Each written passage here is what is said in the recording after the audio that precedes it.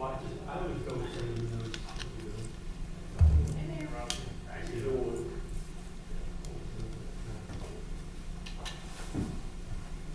How are you doing? Good, how are you doing? Make sure my set seat. Yeah, did you?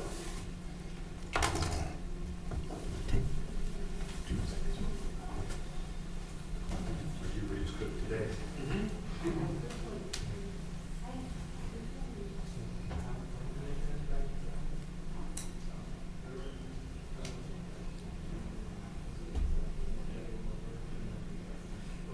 Official clock is fast.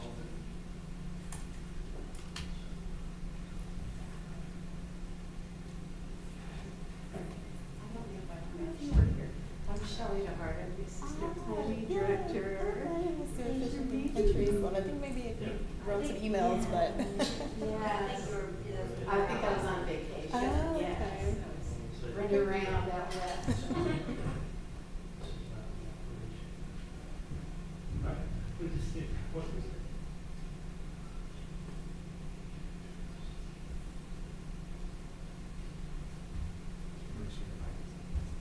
Oh, it's off. Oh.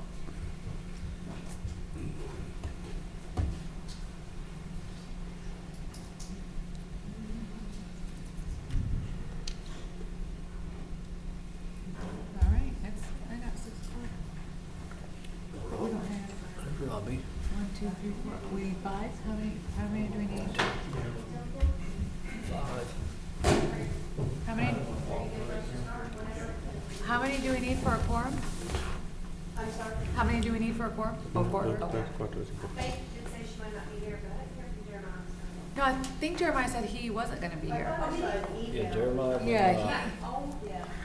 but I thought, where's our ETJ person? He did say he was not. Oh, okay. He told me this morning.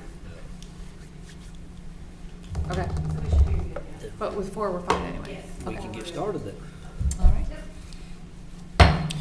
Good evening. I would like to call to order the September 16th, 2025 Town of Harrisburg's Planning and Zoning Board meeting. Welcome everybody here, anybody online watching in. So we have our agenda here before us. We need a motion to adopt the agenda. So moved. A second? Second. All in favor, say aye. Aye. Aye, opposed, nay. Okay.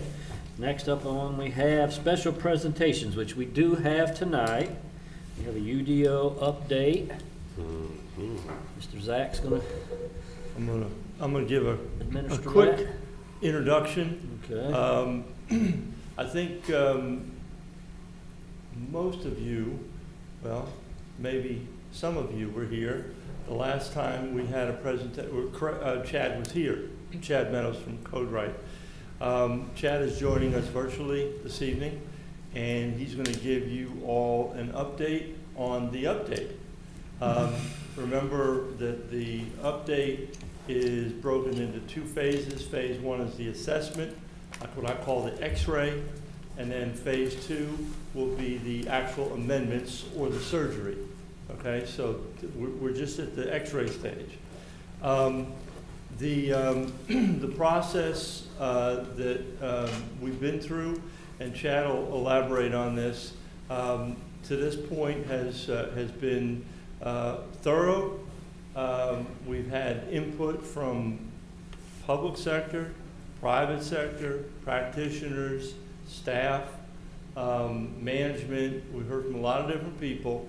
And at the same time, our consultants are also doing their analysis. So they are going to give you an overview update on where they're at, and there will be opportunity for questions, and I will turn it over to Chad and let him take it from here. But we were, however much time you need, we'll be here for you.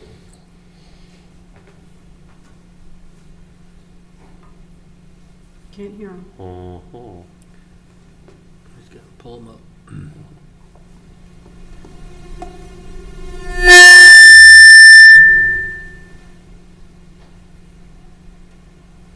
Still can't hear. Chad, is your mic on?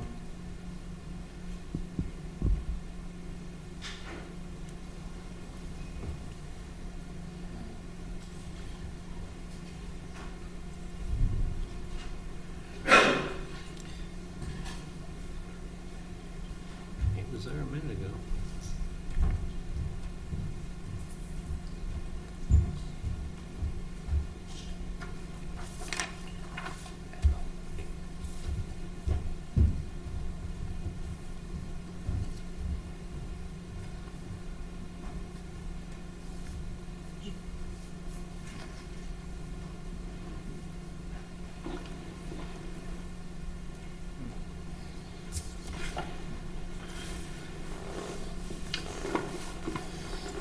Can you guys see me? We can hear you now. Yeah. Now we Now hear we can you. hear. Ah, you can hear me. Very Just a little bit. Fantastic. All right, technology is wonderful when it works, right? Hi, everybody. This is Chad. Thank you so much for giving me some space in y'all's meeting tonight. And thanks to Zach for that introduction. We're going to take 25, 30 minutes, whatever it is that you guys need, to go over some of the information that we've received to date, share with you some of our thoughts. We've got some discussion items, things that you guys would like to talk about, we think. And so we want to cover that, and then we'll do next steps. So unless you guys have any questions, and by the way, I can't see the room, so just shout out if you've got a question, okay? I can't see you guys, so but I can hear you. So with that, I'm going to go ahead and get started. Hey, Chad. Yes. A couple of the board members are having trouble hearing, so we're still trying to work that out. Okay. It's just very Well, low. I'll stand by until you guys give me the all clear. Can you get any closer to your mic, Chad? Yep. That's as close as I can get. Let me, yeah, all right. And my microphone is up at full volume. Okay. Can you guys hear me? Yeah, go ahead. Okay, we're good? All the board members can hear? Yes. Okay, great.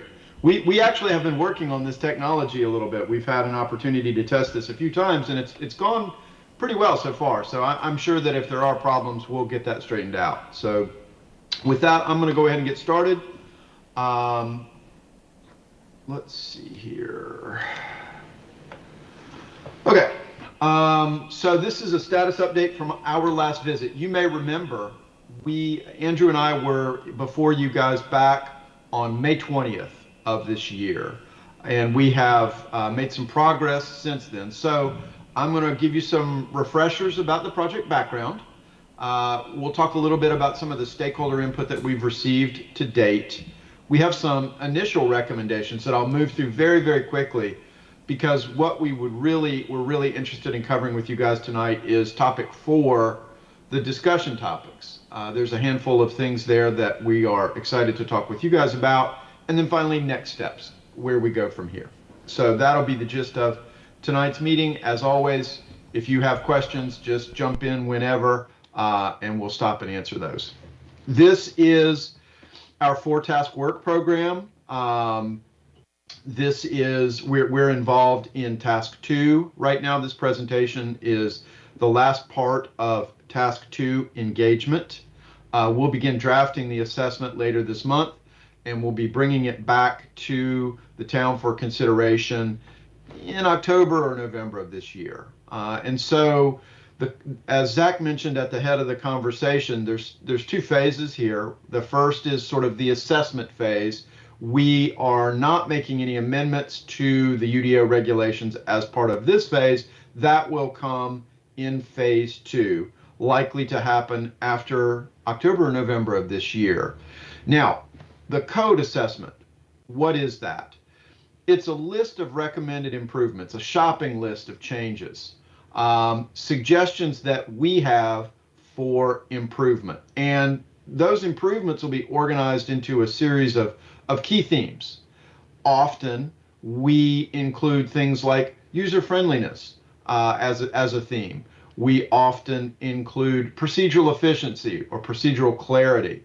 And This effort will be no different. We will absolutely be focusing on procedural clarity in addition to a variety of other topics, other aspects of your current UDO. But our hope is to spend the rest of this month and October drafting the code assessment, reviewing that with staff, and then coming back for code assessment consideration with you guys and town council in October, November.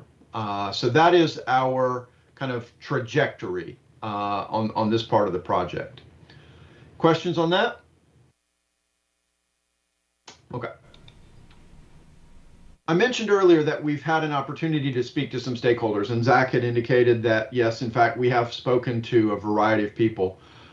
In August, we conducted a series of 11 interviews with various town officials, members of the development community, town administration.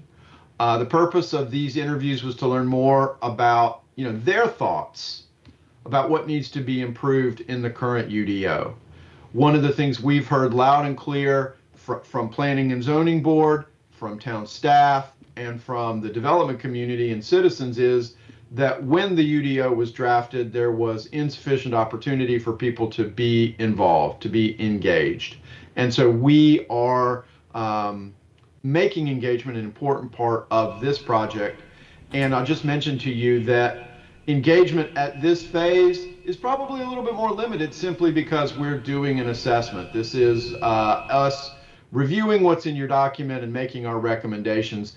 It is important to hear from you guys, from residents, from the development community, but we would anticipate additional and more robust engagement after some recommendations might be put together. So that's kind of where we are. These stakeholder input interviews are designed to give us a quick sense of the community's pulse. Where are folks in Harrisburg when we talk about the UDO? And we got a variety of comments. We organized them into 8 topic areas. And so, obviously document clarity, structure, usability. The documents numbering system is frankly a bit of a challenge.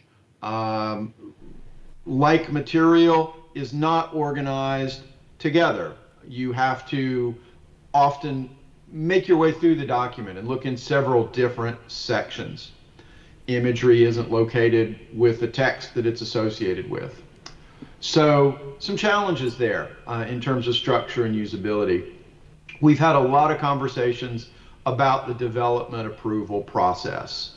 And one of the things that I've said up to this point is, Harrisburg has a reputation for being a place that gets high quality development and is a community with a development review process that's not easy. And obviously that's done for a reason.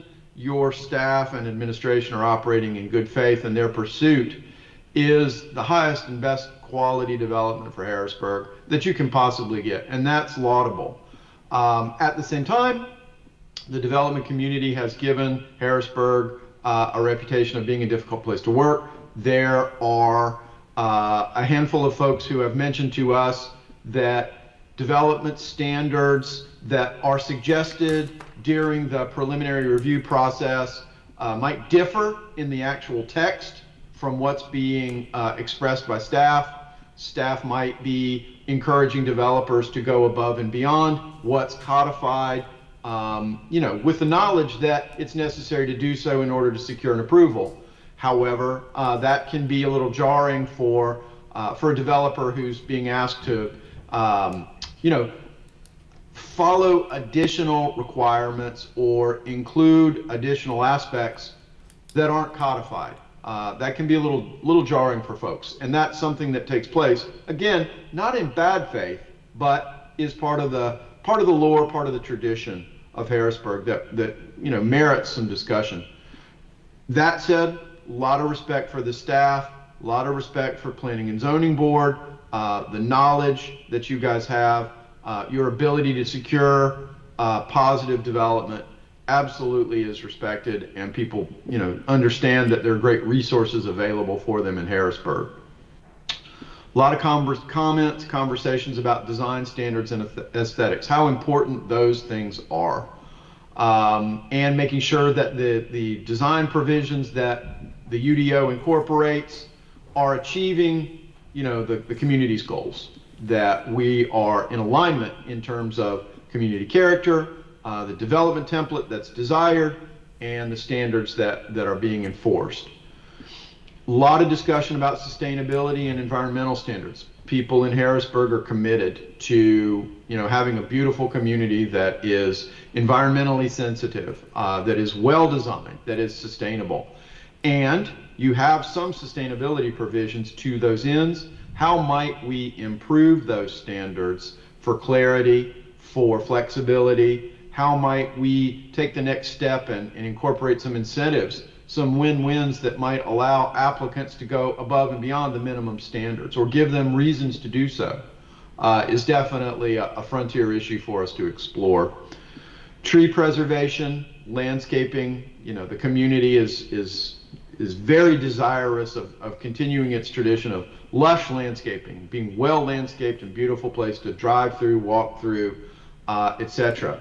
We also understand, that the town has a desire to be a tree city, and, all of the trappings that come with that. Protection of trees on public property, perhaps further exploration of current tree protection provisions, and we're actually going to talk a little bit more about that tonight.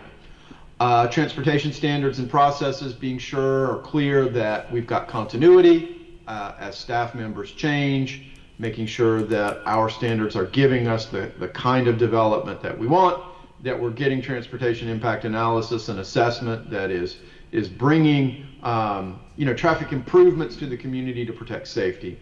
Finally, residential development and housing density was a perennial topic and was discussed at most meetings. And it brought to light for Andrew and I some questions about whether or not, or the degree of alignment, I'll say, between some of the current land use policies for types of development and development density intensity and resident sentiment, and whether or not there's good solid alignment between what the residents of Harrisburg are looking for and what the current long-range plan, long-range land use policy is calling for. So we understand that process is ongoing, that the town is in the process of updating, the policy guidance, and we would expect to see some adjustments in whatever direction is appropriate based on that project. But we have noticed that, it seems that many applicants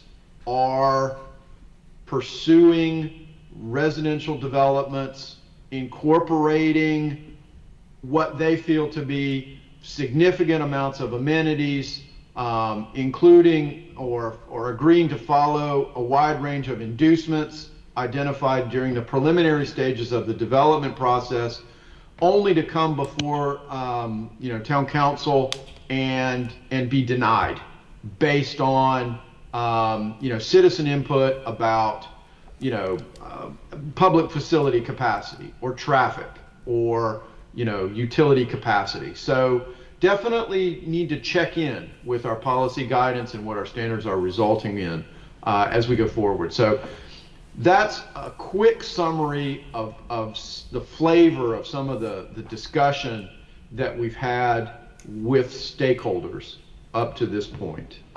This information is a guide for us. It's not a definitive guide. It's intended to help us understand where the problem areas are, where we need to be focusing our attention, but we don't see this stakeholder input as the definitive word for Harrisburg or how the majority or the plurality of people who live in town feel. It's mostly just a check-in to see what issues are relevant. And we've accomplished that, and it's given us a flavor of the things that we need to be looking at. Now, I mentioned a second ago that engagement's really important. Before I go on to the next sort of piece of engagement, I'll stop and ask, are there any questions about the stakeholder interviews that we conducted in August or the information that I've shared about them to this point. Yeah, who are the 13 people? Were these people and an additional? Is it on the next page who the 13 people are? So some of the people are listed on this page. This page, the page on your screen, is a portion of the 14-page report.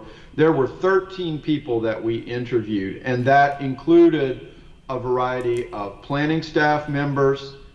We spoke to members of the development community. We spoke to members of this body, the Board of Adjustment. We spoke to elected officials, and these people were identified by the town as people who were knowledgeable about the current UDO and the current development process. So who are the other 5 people?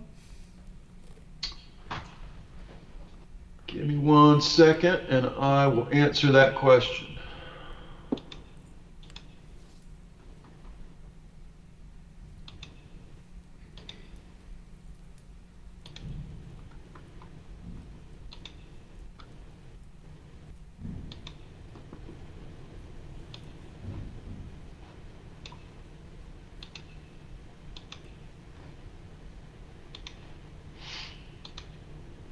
Okay.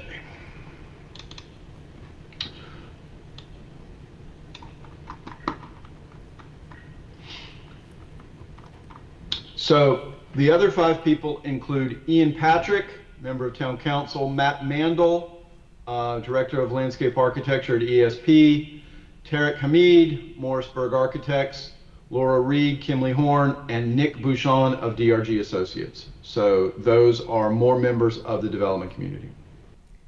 So ESP, Morrisburg, and I didn't catch that last one.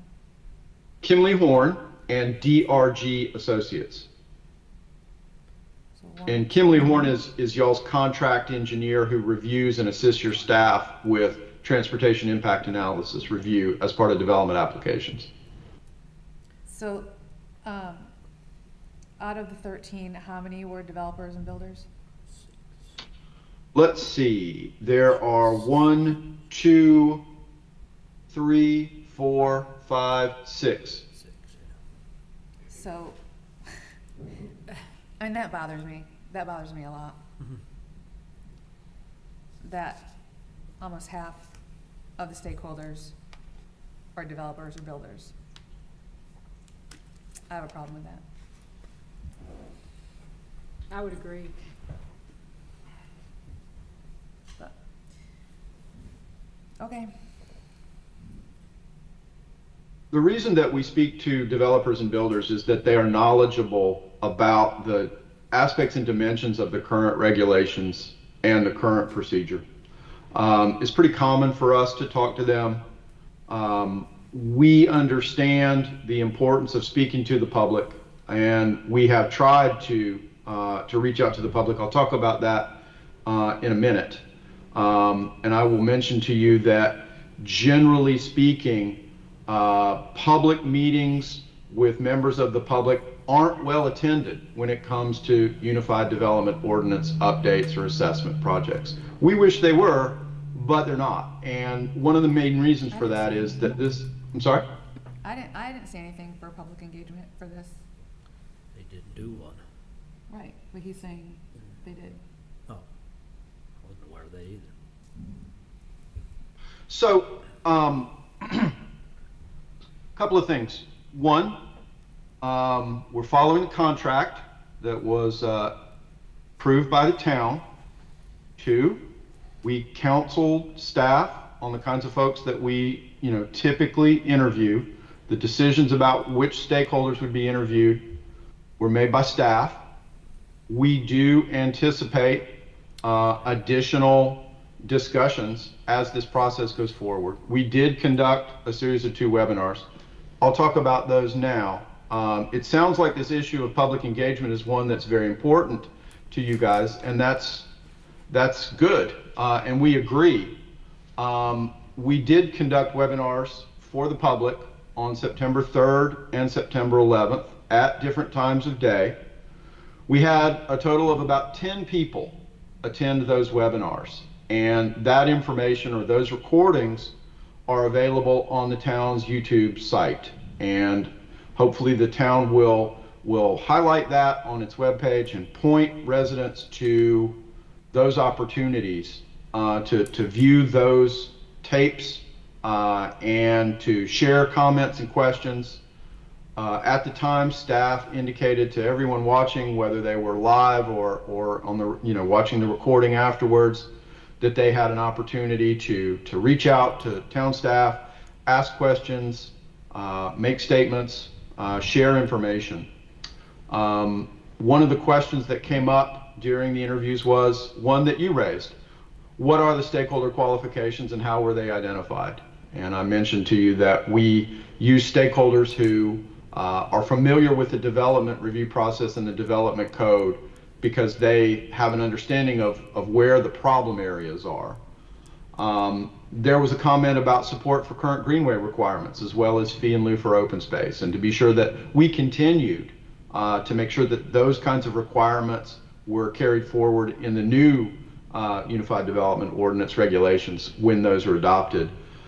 And there's concern expressed over what was characterized as an excessive amount of administrative decision making on applications, that if we went too far in favor of administrative decision making, in other words, staff decided applications, that could potentially lower the bar for development quality in Harrisburg. So that was the input that we've received.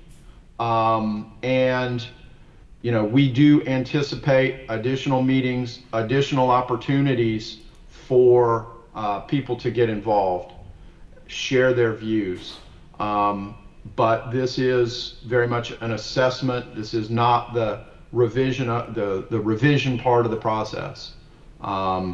And the amount of contact that's taken place is pretty consistent with these kinds of projects.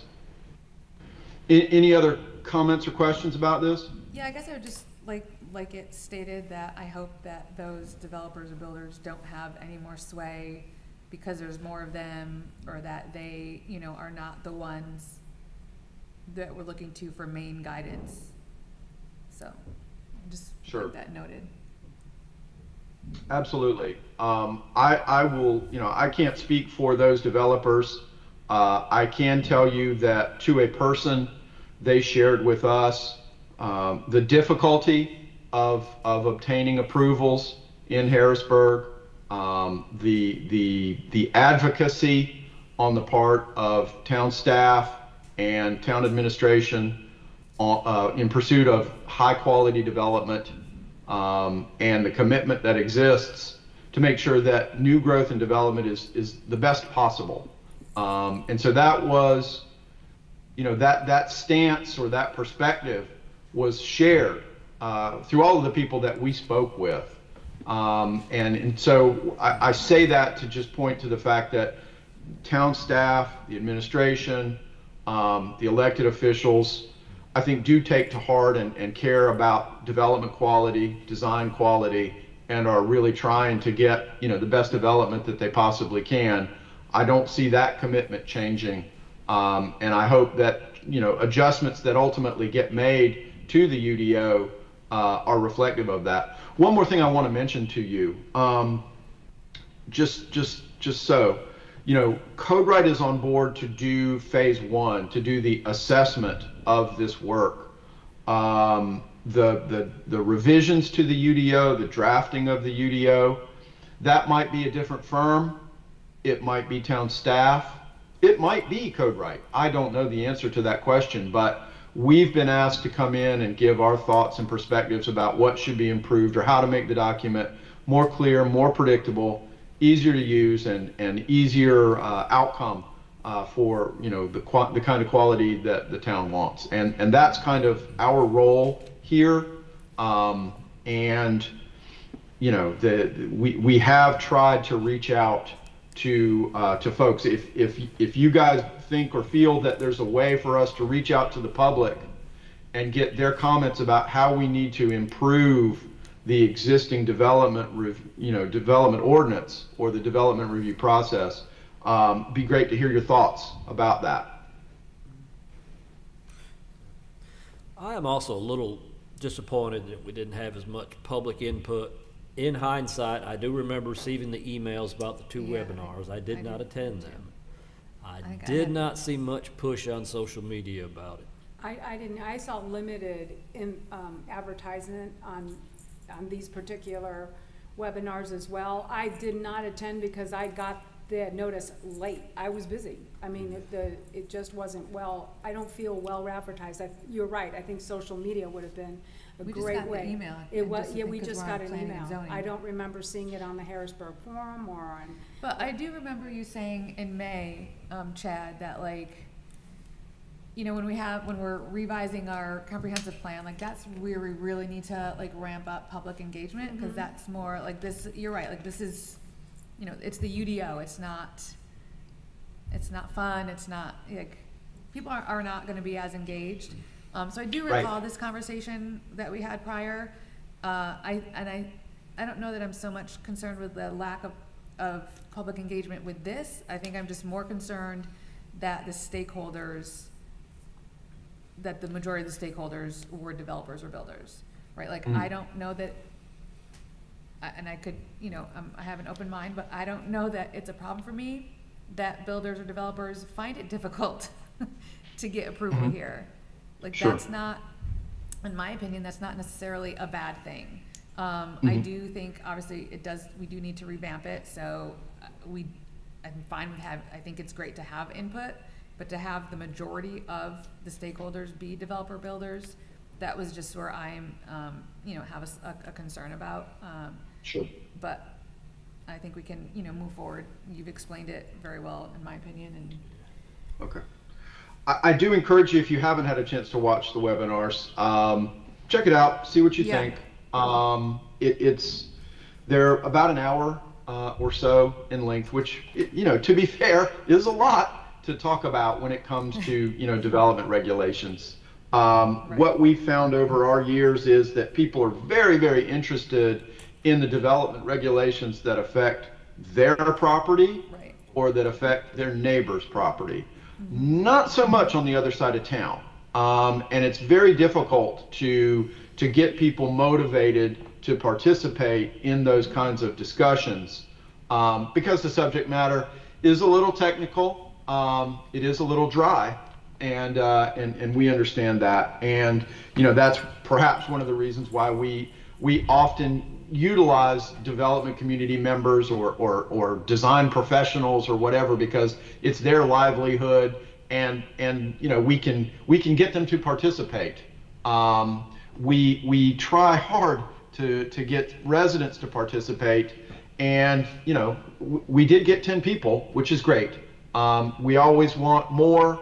To be honest with you, I haven't done a code project in the last 15 years that had a quote unquote sufficient amount of public participation, at least as far as the town or the county felt. As much as we would love for people to be interested in this material, just aren't. And you know, we try to break it down, we try to make it interesting, we try to help people understand the relevance. And you know, frankly, that's why we do the webinars and why we record stuff, so that people can kind of participate with this when it's convenient for them, in doses that are suitable for you know, for their interest level, and in ways that, you know, they can kind of control how the input process works and how they share their thoughts.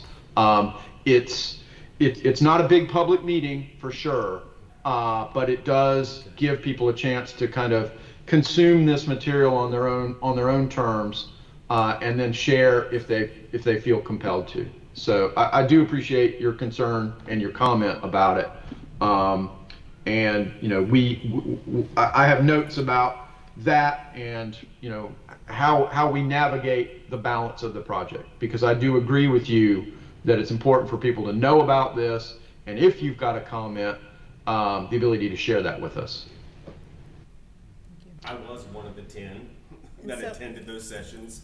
I was, yes, so was we were I. there, and I will also wasn't a sexy meeting, Yeah. and it's not something that the general public's going to get interested in at all. And I will say though that I can appreciate the fact that I do think it's important to have the people who use the UDO as part of their job and on a daily basis are part of this part of the assessment process, because they're the ones that live and breathe it. You know, I don't know that I really need my nosy neighbor having input on this part, because they don't even understand what it means. So I can appreciate having developers and architects and folks who actually have to read through this process and run through how it works to make it happen at this phase, because this is just the assessment phase. I do feel when we're going to get good public involvement is when we have recommendations, when they can have something to read and see and understand, and say these are the changes we are proposing, and let's get your input on those changes. That's when we're going to get the public input, and that there would be opportunity to address those changes and fix, and maybe not always say, you said this, let's go with that. So I understand, and I think perhaps, you know, this is the assessment phase. He's already said it. Right now, we're just gathering information and looking at some opportunities. Phase 2 is where I feel like we're going to get a lot of public involvement, I hope and so. especially when it gets to the point. And I would hope that we would have publicized recommended changes, and people will really grab a hold of that. Yeah, I just don't want the recommendations to be, you know, leaning towards builder developer. Correct, yeah. So that's Yeah. where Yeah. I'm hesitant. Just so I hesitate. I'm pretty confident the town staff or the contractor they use to write are not gonna be sitting down with the developer and say, all right, let's work this thing out. You know. I can assure But you do- that will do not be need, the you know, case. keep your enemies close. You know, you need to work with the people and they do. No, for sure, I agree. And, They need to be but, you part know, of this phase. you have to consider the consistency too. The biggest thing for the town is to avoid litigation. So Yeah. we need to Yeah. tighten up where those potentials are there. And you have to hear where people aren't satisfied on the development side of the community, because if you're gonna get sued, that's where you're gonna get sued from. And especially if in the current UDO, we perhaps are not maybe expecting things that aren't written, and that's when we can be held liable for things. Yeah. And so that's important to understand what that looks like, and developers and those folks who read through that every day are the ones who can shine the light of that process. Good input. All right. Great. Right, it is. Okay, I'm not a developer, Great. I got no skin in that game. I'll say this: Harrisburg is in a wonderful position. It's a very desirable community, and you have a very strong market, and those things are very much in your favor, and will allow you to go further with your development regulations than could a community who didn't enjoy those attributes, who didn't have strong demand. So in that regard, you are in the so-called fabled catbird seat, if you will. You have opportunities that other places don't have. You have a town staff who is very interested in capitalizing on those opportunities, and our job is to make sure that that can happen in ways that don't create unnecessary legal exposure for you. Okay. Okay. Great. Okay, let's talk about recommendations before we get into the topics themselves. And I'm going to go through these very, very quickly. Based on the discussions that we've had up to this point with you guys, with the stakeholders, with town staff, etc., our initial kind of set of recommendations falls into 3 different baskets: structure and formatting, procedures, and substantive change. And again, I'm going to go through this stuff really fast because I want to get to the discussion topics, the things that were highlighted as topics that Planning and Zoning Board really wanted to talk about. But I do want to share this information with you so that you know where our heads are. Self-codifying your regulation instead of using a third-party vendor. Focusing on what people use and what people need instead of a lot of the bells and whistles that are available in the current platform that you spend money on that people don't take advantage of. Making sure that people have access to a digital version of the document that's very robust, even when you don't have internet access. Changing the structure so that it's more intuitive. Put the like material together. Be sure that purpose and intent is well explained. Fixing your code's numbering system, which is one of the most confusing I've ever seen in my career. Making it easier to get around the document, better navigation, more robust cross-referencing that works but not excessive. And then finally, just making sure that graphics are consistent with the text and proximate to the applicable text that they apply to. So just kind of tightening up, making it easier to use, a little bit more streamlined, and probably some more illustrations than exist today. Okay, so those are your kind of structure formatting initial recommendations. There'll be more, but this is kind of our first blush at it. Procedures. Codified minimum standards, avoiding the need for excessive interpretation by staff. You want a code that says what it means and means what it says. You do need a process that allows negotiation.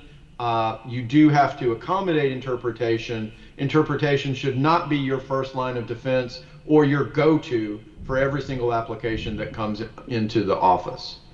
So establishing some clear minimum expectations for development quality, for design quality, establishing those minimum expectations, but then also creating incentives or ability for applicants to come in and do better voluntarily, and giving them reasons to do better voluntarily. And I'm not suggesting that the floor be set low, that we lower our expectations or allow, what everybody would consider, quote, bad development, but rather we say what we're looking for, we make that very clear, and we create a path for somebody to do even better than that and give them a reason to do it.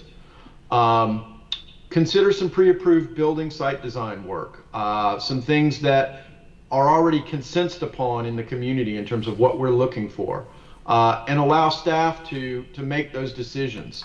The idea is, let's spend time, figure out what we want. It doesn't have to be a gimme, it doesn't have to be a giveaway. It can and should be a high bar. Let's be very clear about what that bar is, and then when somebody brings us that, let it go forward. Don't put obstacles in front of it because they're giving you what you said you wanted. Simplify the process for conditional rezonings generally. These are powerful tools, and to the extent that you can use them well, you can stay out of court and get very high quality development. Those are your procedural suggestions. We'll cover more of that in a moment. Substantive changes.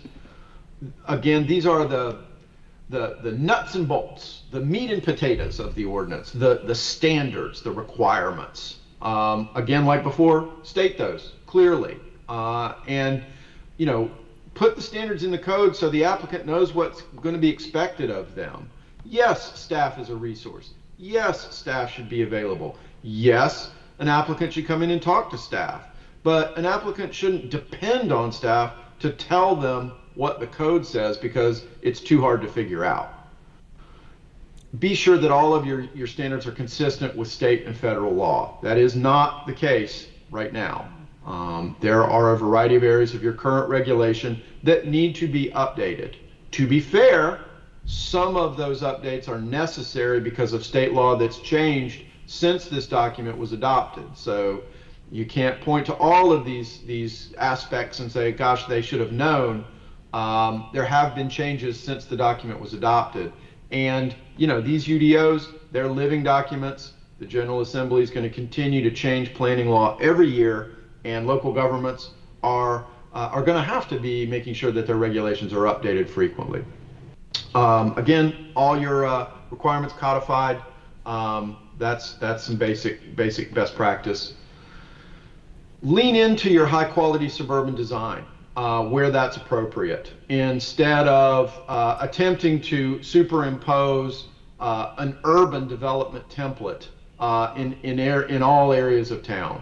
This was an underlying issue that we heard, a lot of questions from applicants about very urban standards and development applications that were prepared to serve up a very urban development template, that ended up falling flat in front of the elected officials over concern of resident sentiment about it. So definitely more stuff to talk about in that regard.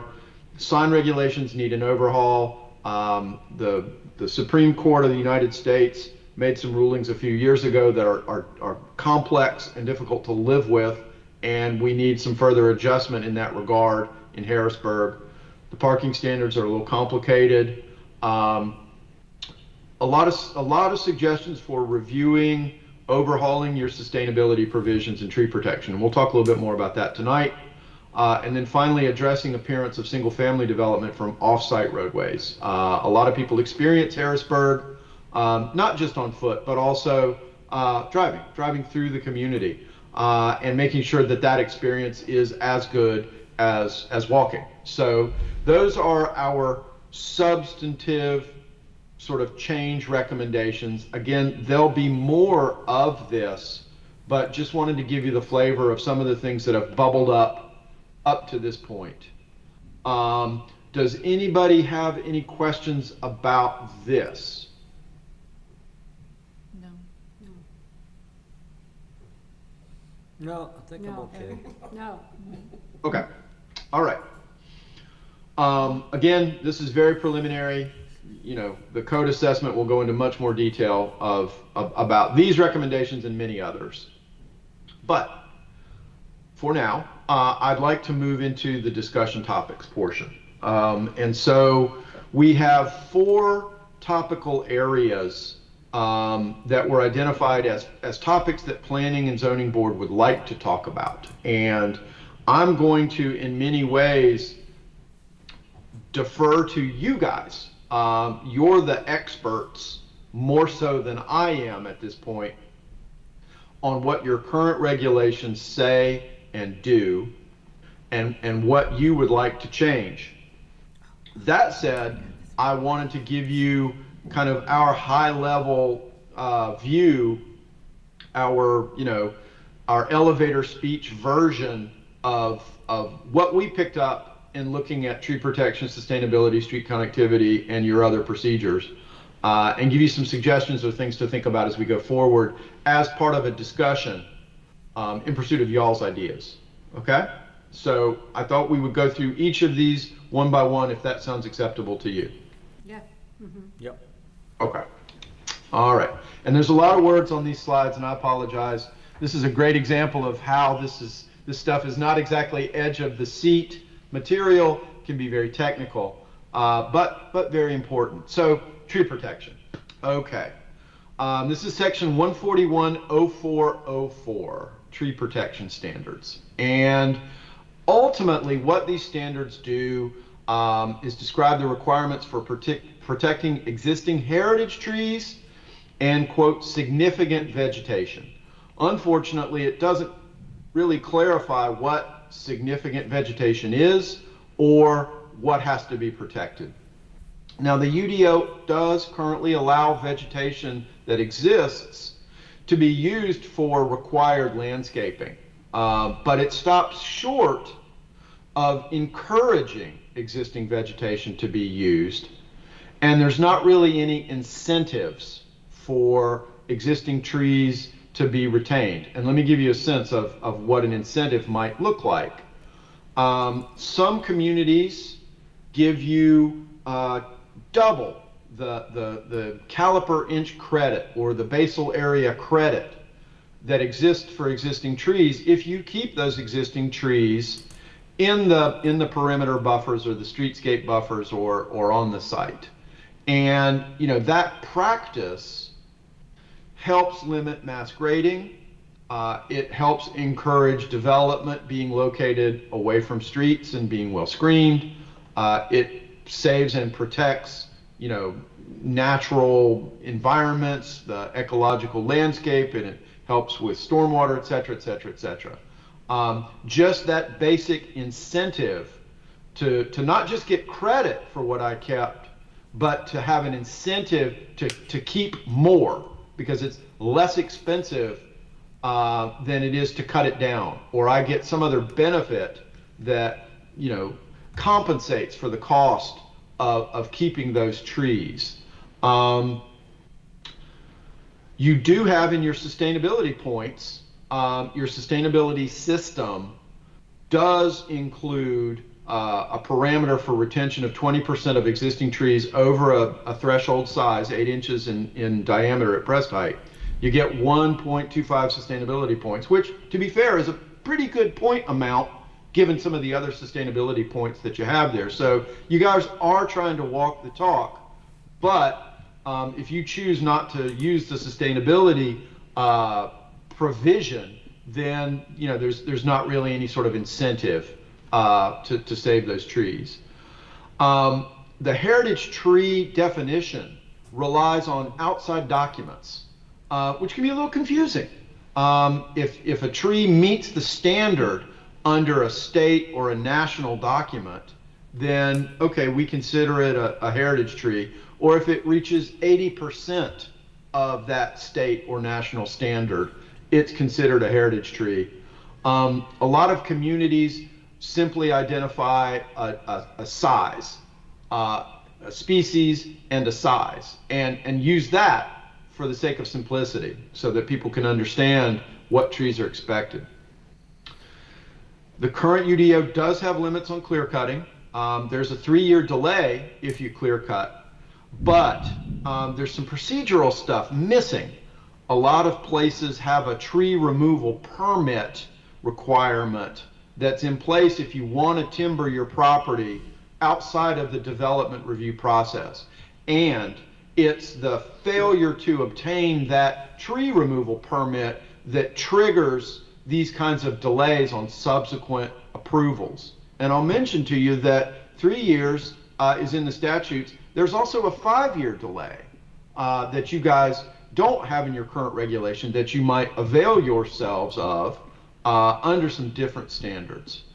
Also, you've got an exemption for forestry from clear cutting, but you do not have the exemption for agriculture, which is also mandated in the statutes. So a little bit of adjustments needed on your clear cutting stuff.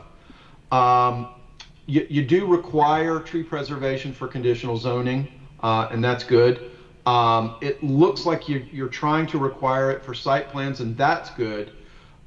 This should also be required for subdivisions. And it sort of looks like the standards attempt to do that, but it's not as clear as it could be, as it should be.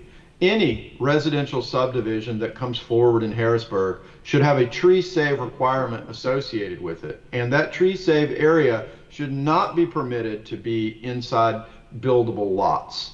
And should be credited towards open space standards, and should be credited towards landscaping requirements. Should be built in to your provision. So lastly, I'll mention the heritage tree requirements appear to be applied to development of a single platted, single family detached home lot. I would suggest that's a difficult thing to enforce, and would suggest that the tree preservation standard, whether it's a heritage tree or a tree retention requirement in general, be applied at subdivision phase, but perhaps consider some adjustments so that you're not chasing individual single-family homeowners who might be trying to take a tree down on their property. That can be difficult to enforce. So that is our kind of 30,000 foot expectation or observation on your current standards. I've got some stuff on the screen about some other points or thoughts that we've had. You've got some mitigation requirements for heritage tree removals in the city center that are simply too difficult to achieve. The requirement is that you put back double the amount of tree that you remove. There's inadequate space for that in the city center. You can locate offsite, which is great. There are also fee in lieu alternatives, tree banking, offsite placements, etc. But the mechanics of the heritage tree mitigation, at least in city center, outside of city center, is just too difficult to achieve, and needs some adjustment. When somebody has to cut a heritage tree down, there's some requirements that that tree be kept alive, but the standards stop short of a very clear performance guarantee regimen, where a performance guarantee, a bond, a letter of credit, cash, something is posted by the person who cuts that tree down that keeps funds available for the town to use if they fail at the mitigation, whether they fail to put the trees in the first place or the trees die or whatever. These performance guarantees, that money helps make sure that those trees are put back if something bad should happen. So there's some kind of things that we're suggesting. I've talked about accelerated credit, towards landscaping. You should be requiring tree retention as part of open space for subdivisions. We need to enhance your clear cutting permit and limitations. And you might, if Harrisburg truly wants to save trees above and beyond heritage trees, then I would suggest some exploration of retention requirements or even reforestation after development as an alternative. So I'll stop talking and hear from you guys about your thoughts about the tree protection standards and what you think we should be doing. This is all you, Bill. I was giving everybody else a chance. This is all you. Chad, you're heading in the right direction. I like what you said. I think that's good. I think we also need to capture the soil space in this too. We're talking trees. I remember we need to think about root protection zones too. When, in our calculations, that's a lot of times that's where the trees go bye-bye. Oh yeah, we give you the tree, yeah, but you didn't give us the soil space that tree needs to survive if you're going to try to keep a heritage tree in place. I do agree with just picking a number for a size, diameter, trunk diameter. Bonding would be great. I think you should be bonding the trees and all the landscaping. Think outside of the box on that too. And requiring a certain percentage of the open space to remain undisturbed. Again, you're capturing the soil and the trees with that, at least 50% of it, maybe more, up to 75% of the required open space. Reserve a tree, that might be a big ask right now, but something, starting somewhere. Even 50% of the required, that's not many acres for our, our required open space. So, yeah, I like it. It's all, when I start seeing the text and nuts and bolts of how it's going to be achieved, that's when I'll have more comments. But thank you. Absolutely, absolutely. We do a lot of work with tree protection. It is one of the most divisive issues in communities, if you can believe that, and you probably can. It's a difficult issue, and it's one that we've had a lot of practice on, and we have a lot of strategies that we can kind of help you guys think through and navigate and settle on an approach that makes sense for you. The key watchwords are integration of the tree protection provisions so that they fit seamlessly with your landscaping requirements, your open space requirements, and your development review procedures. They really need to be integrated with those elements so that tree protection is thought of as part of the site development, just like you might think of water or sewer or a driveway or electricity. Right, kind of integrating that into the thought process. Really, really important.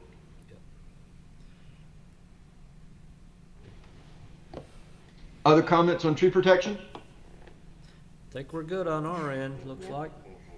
Okay, let's talk about sustainability. So this is a body of planning theory that is still in its evolution. I have had the pleasure of drafting sustainability provisions for development codes here in North Carolina for the last 10 years or so. And we've really come a long, long way. And we're still evolving. And if you think that we've got all of the questions answered and the things settled and on how this stuff works, that would be a misperception. Tree protection, got a pretty good handle on that. Sustainability, yeah, we're still kicking tires. We're still teething on these provisions. That said, we have looked at y'all's stuff. This is 141.02.01N, sustainability requirements, and it's found in your building design provisions, okay? And the first comment I'll make is they feel very buried. You really have to be deep into the guts of the building design provisions to even realize that there are sustainability requirements that you've got to meet. So we would want that to be its own section. We want to bring that more front and center and make people aware that sustainability, that's important. You need to be thinking about that in Harrisburg.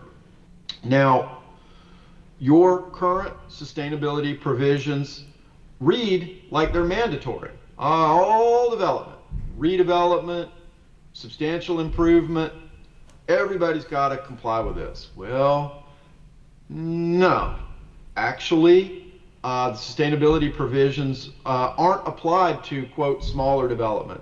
Subdivisions of less than 10 units, non-residential development of less than 10,000 square feet, they don't have to comply with any of these provisions.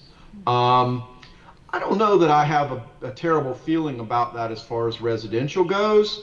That 10,000 square foot exemption for non-residential, that one gives me pause. I think if you guys are going to have mandatory standards, you should really consider lowering those thresholds, at least for non-residential and mixed-use development. Those feel a little high to me, and I think that you could probably benefit from picking up some of the smaller sites that could come through.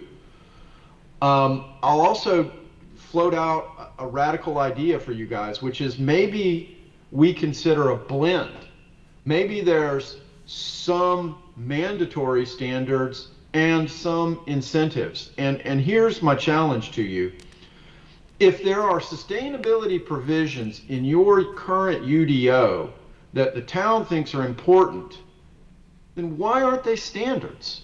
Shouldn't they be standards? How can we encourage applicants to go the extra mile and put in these kinds of provisions and make the world a better place and give them a reason to do it? If the town felt like it was super important for people to preserve trees or use renewable energy, make that a standard.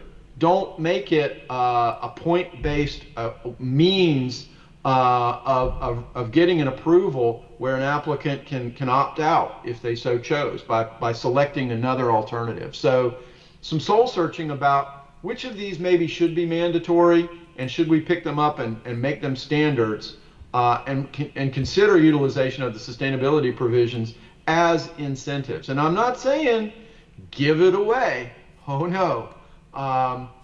Include sustainability provisions that are expensive, that are meaningful, that will move the needle, but then also, create some reasons to have that stuff. And so a couple of things that I noticed in the current standards, it's this issue of value mismatch. And it's one of the things that plagues these sustainability kinds of provisions.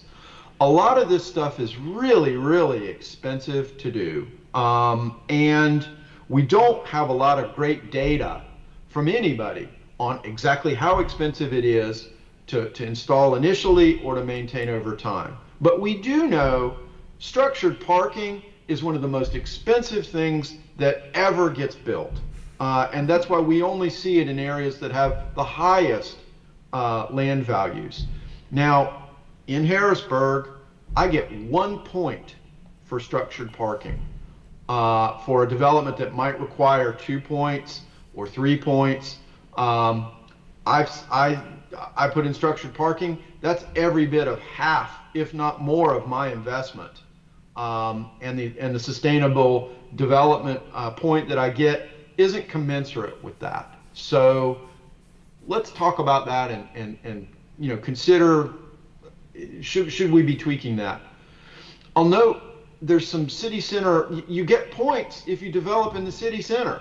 Well, that's cool if you own property in the city center. What if you don't? Well, you don't get any points. That doesn't feel fair.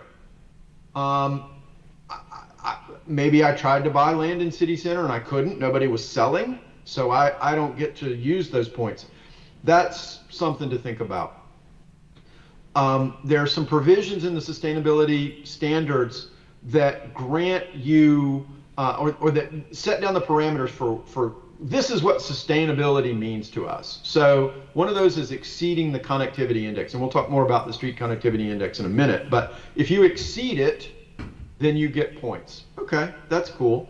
How do you exceed it? Well, I don't know, that's not as clear. The alternative energy generated off-site. You get points if you use alternative energy from off-site. How are you guys going to track that? How will you keep up with that over time? The buffer classification. If you increase the buffer classification, you get some points for that. Is that every buffer? Only certain buffers? Which ones? That's not entirely clear. So being more thoughtful about what exactly are the sustainability features that we want to include, and being very clear about what exactly those are, how exactly they're going to be determined, and how exactly they're going to be proved. And I really do encourage you guys to think about standards that we can administer and apply during the development review process. Not standards that are going to require the town to have to go back every year and make sure, oh gosh, is Chad still buying energy from the solar farm? Is the rainwater harvesting stuff that he put on the building still functional? Is he still using gray water?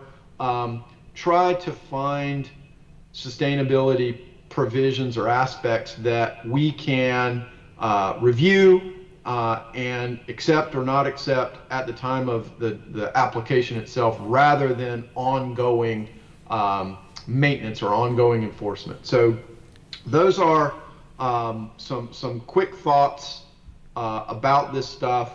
I commend you guys for having mandatory standards. There's not a lot of local governments that do that in North Carolina. It's very cutting edge. A lot of people use incentives. The incentives are not well taken advantage of. My guess is that the mandatory requirements haven't worked that well for you guys.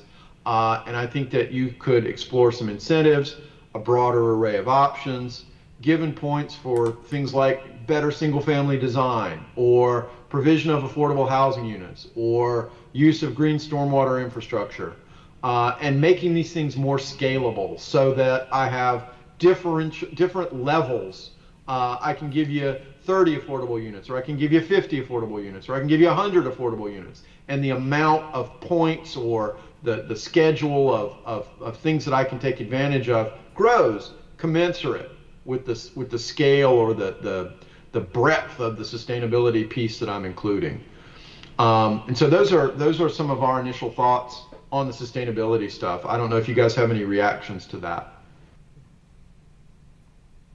Our sustainability guru isn't here. Yeah. Understood. I'll just say, Well, I like where you're going with it. It definitely seems to be a lack of consistency, to your point, in a lot of this. So there definitely, it's more work that needs to probably be done here. But I definitely agree with some of your recommendations that you've listed. Good.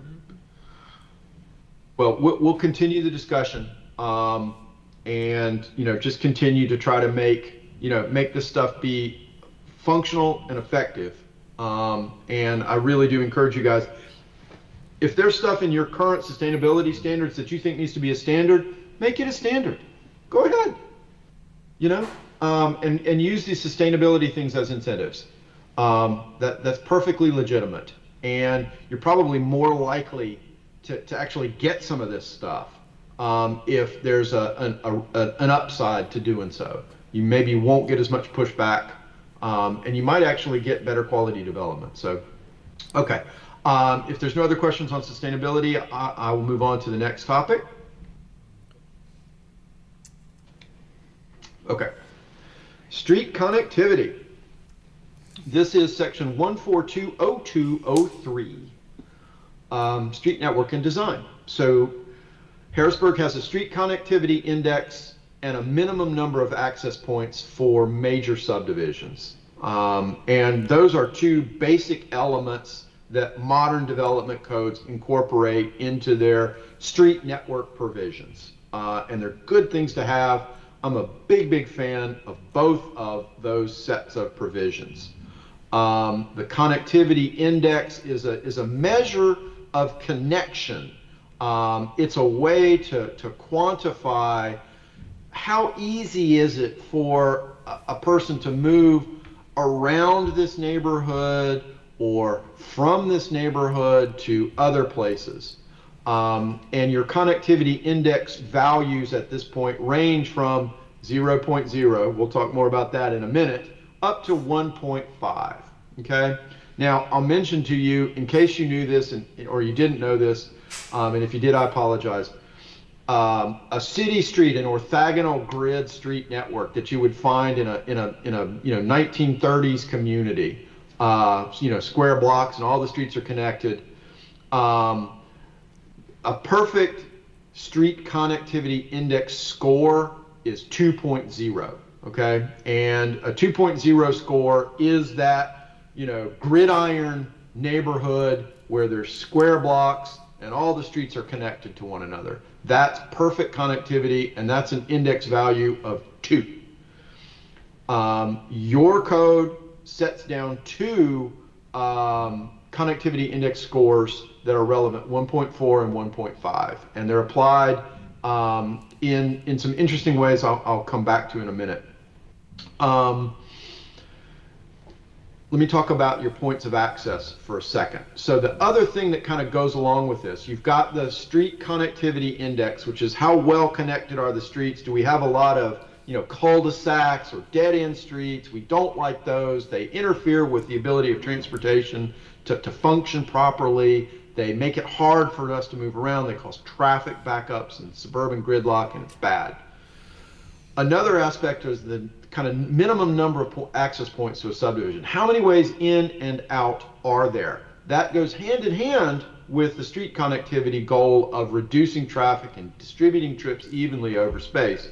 It also is really important for public safety, right? If we have a storm or some kind of inclement weather or a fire or whatever, and there's one way in and out of the neighborhood and that way gets blocked, that's a bad setup. And so how do we be sure that that doesn't happen?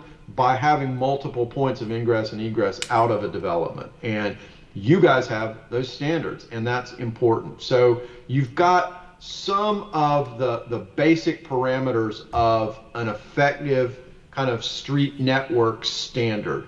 There are some adjustments or improvements, that could be made. So for example,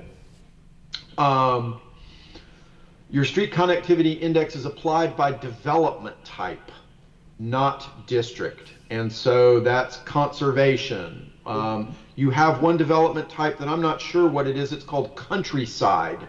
I'm not sure what countryside is. I may have missed that in your other parts of your UDO, but most places apply the connectivity index standard by zoning district, not by development type.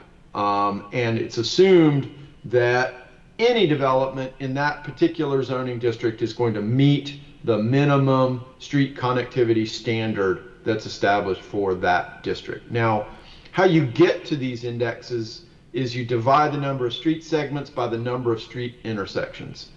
It's a very simple equation, but it often requires some examples. And actually in your ordinance you guys have a couple of pictures, and that's great, and that's cool. You don't explain the difference between, what is a segment, or what is an intersection, or what is a link in a node. And that needs to be explained, and you need to show the math so that people can calculate this on their own. That's a really important part of this. So having a well-defined equation. you do have the minimum access points to major subdivisions. That's cool. What's not clear is whether or not those minimum access points also apply to non-residential subdivisions. Typically, the access point standards for non-residential are based on square footage, not on unit counts, not on number of lots. So if you decide that you want to apply these minimum access points to non-residential or mixed-use development, then we would suggest and can help you with standards that are also applied for building square footage in non-residential contexts. Street stubs, vital, right? That's how you build out your street network. When somebody comes along and builds, you ask them to put street stubs to their lot lines. That's very important. How and where that's done needs to be codified. Often we see standards that say, look, we need you to run a street stub to every piece of vacant property, to each cardinal compass point that abuts your property where the adjoining land is vacant, unless there's a stream crossing or some kind of difficult topography or the land is already developed. If it's vacant land, we'd like to see a street stub run to that lot line. And it doesn't stop there. You also have to include provisions for how you address situations when adjoining property owners won't permit the applicant to access their property to finish the street to the edge of their development. When you're operating roadway equipment, it can't just stop at the lot line. It has to cross the lot line. It has to be on the other side of the lot line to lay the asphalt down, and bulldozers and drainage and all of those things have to happen on adjacent properties, even when the street stub stops at the lot line. So you need to have some provisions in place for performance guarantees, for easements, for situations where adjacent property owners don't want that street connection to be run to the lot line, or they don't want to allow people to access their property. The larger question, and I'm sure you guys have grappled with this, you've probably already settled it, it's a big issue in most places, and that is there's a lot of residents out there who frankly don't want street connectivity. They're not interested in having their street connect to next door or the next property or whatever. Maybe you've experienced that phenomenon there in Harrisburg. If you have it, you're in good company.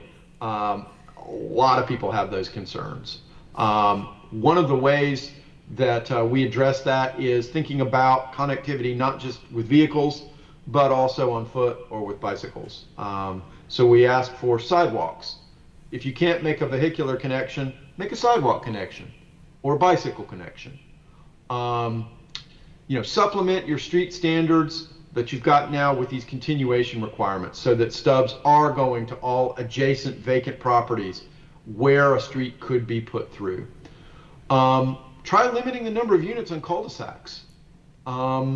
You can set up your regulations so that you don't have cul-de-sac fed off of cul-de-sac where, at the end of the day, you've got a system of 6 cul-de-sacs serving 300, 400 units and, having some access problems therein. So consider limiting the number of units on a cul-de-sac. Carry forward your street connectivity index standards. Explore that 1.4. That's on the high side, and maybe that's okay. Maybe that's okay. That is really a policy matter for you guys.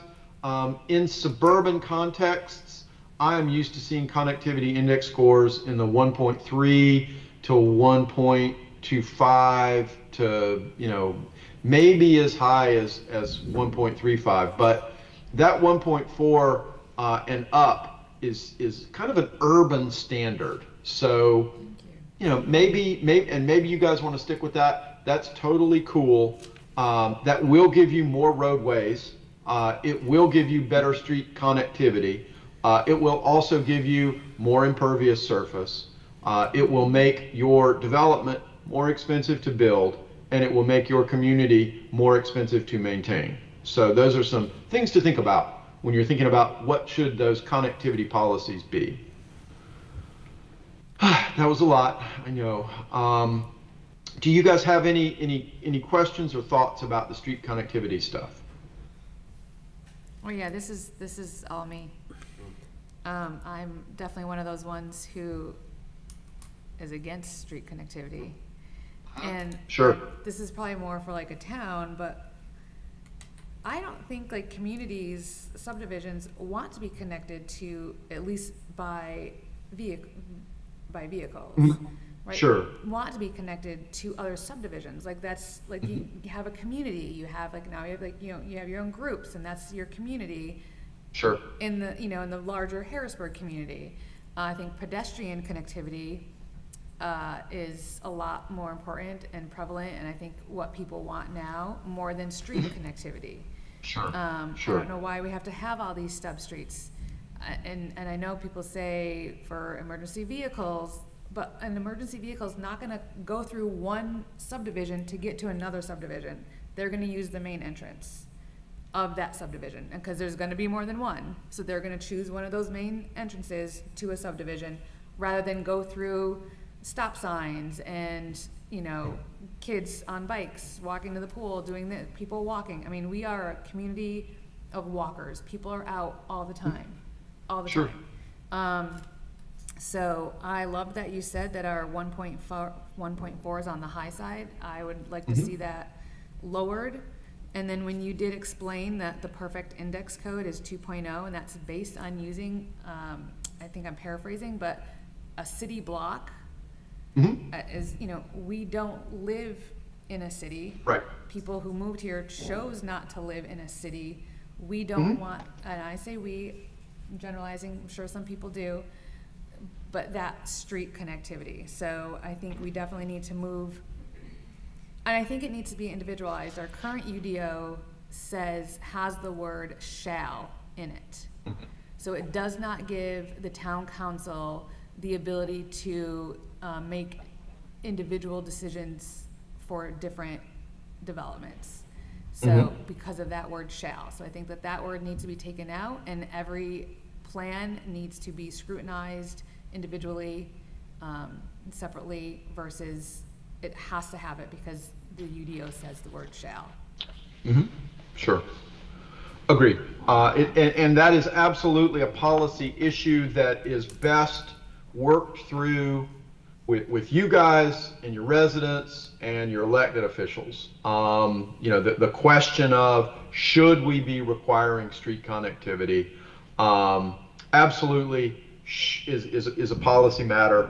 One of the things that's not on the slide and isn't necessarily street connectivity, but is very, very important, and also can kind of raise ire of local residents, is what we call cross-access along parking lots. One of the kind of traffic management tools that's come along over the last 20 years are standards that require surface parking lots to be connected to one another so that I can go from one out parcel to another, or from one commercial establishment to another, or from one apartment complex to a non-residential development without having to get on the main roadway. And that, like street connectivity, is also a policy matter. There are strong feelings for and against. We can't counsel you guys on the policy stance. Your comprehensive plan, should take that up. I will say this: we're working in New Bern right now, and they have an orthogonal grid. Obviously, historic New Bern is very much a city. There are also suburban areas, more akin to the kind of development template that you guys have. And the reason that I'm telling you this story is, there at the coast, they have bogs and swamps and things like that. There's these kind of areas of low-lying land that become peat bogs or become swamps or whatever. Every so often, interestingly enough, these things catch on fire, which is kind of a surprise, but it does happen. And when they do, they burn for weeks, sometimes months. and they're very, very difficult to put out. And in New Bern, they have experience with that kind of situation blocking street access so that people can't get in and out of the subdivision, whether to go from work or come home. These aren't catastrophic paradise level forest fires. They are slow burning things that you can easily walk away from, but that don't stop and can't really be stopped. And, you know, it's just an example that there are natural phenomenon that take place. I know that your comment about, well, the emergency service providers aren't going to use the back streets of the other neighborhood. Probably not under normal operating conditions, but when there's an emergency, when there's a storm, when there's something that's not normal, having those alternative access ways does make some sense.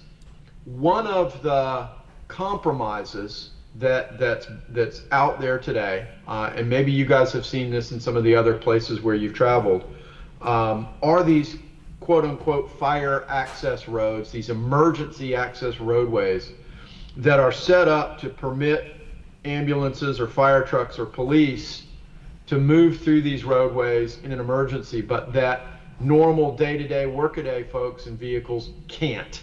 Whether those are bollards or gates or other devices that, you know, are movable when necessary, so that emergency service providers can gain access when they have to, but are there for the majority of the time when it's not an emergency to interfere with the ability of you know, cut through traffic, so-called cut through traffic, or people who might be, you know, speeding through the neighborhood or whatever, to try to stop that. So lots of stuff to unpack there, lots more stuff to consider.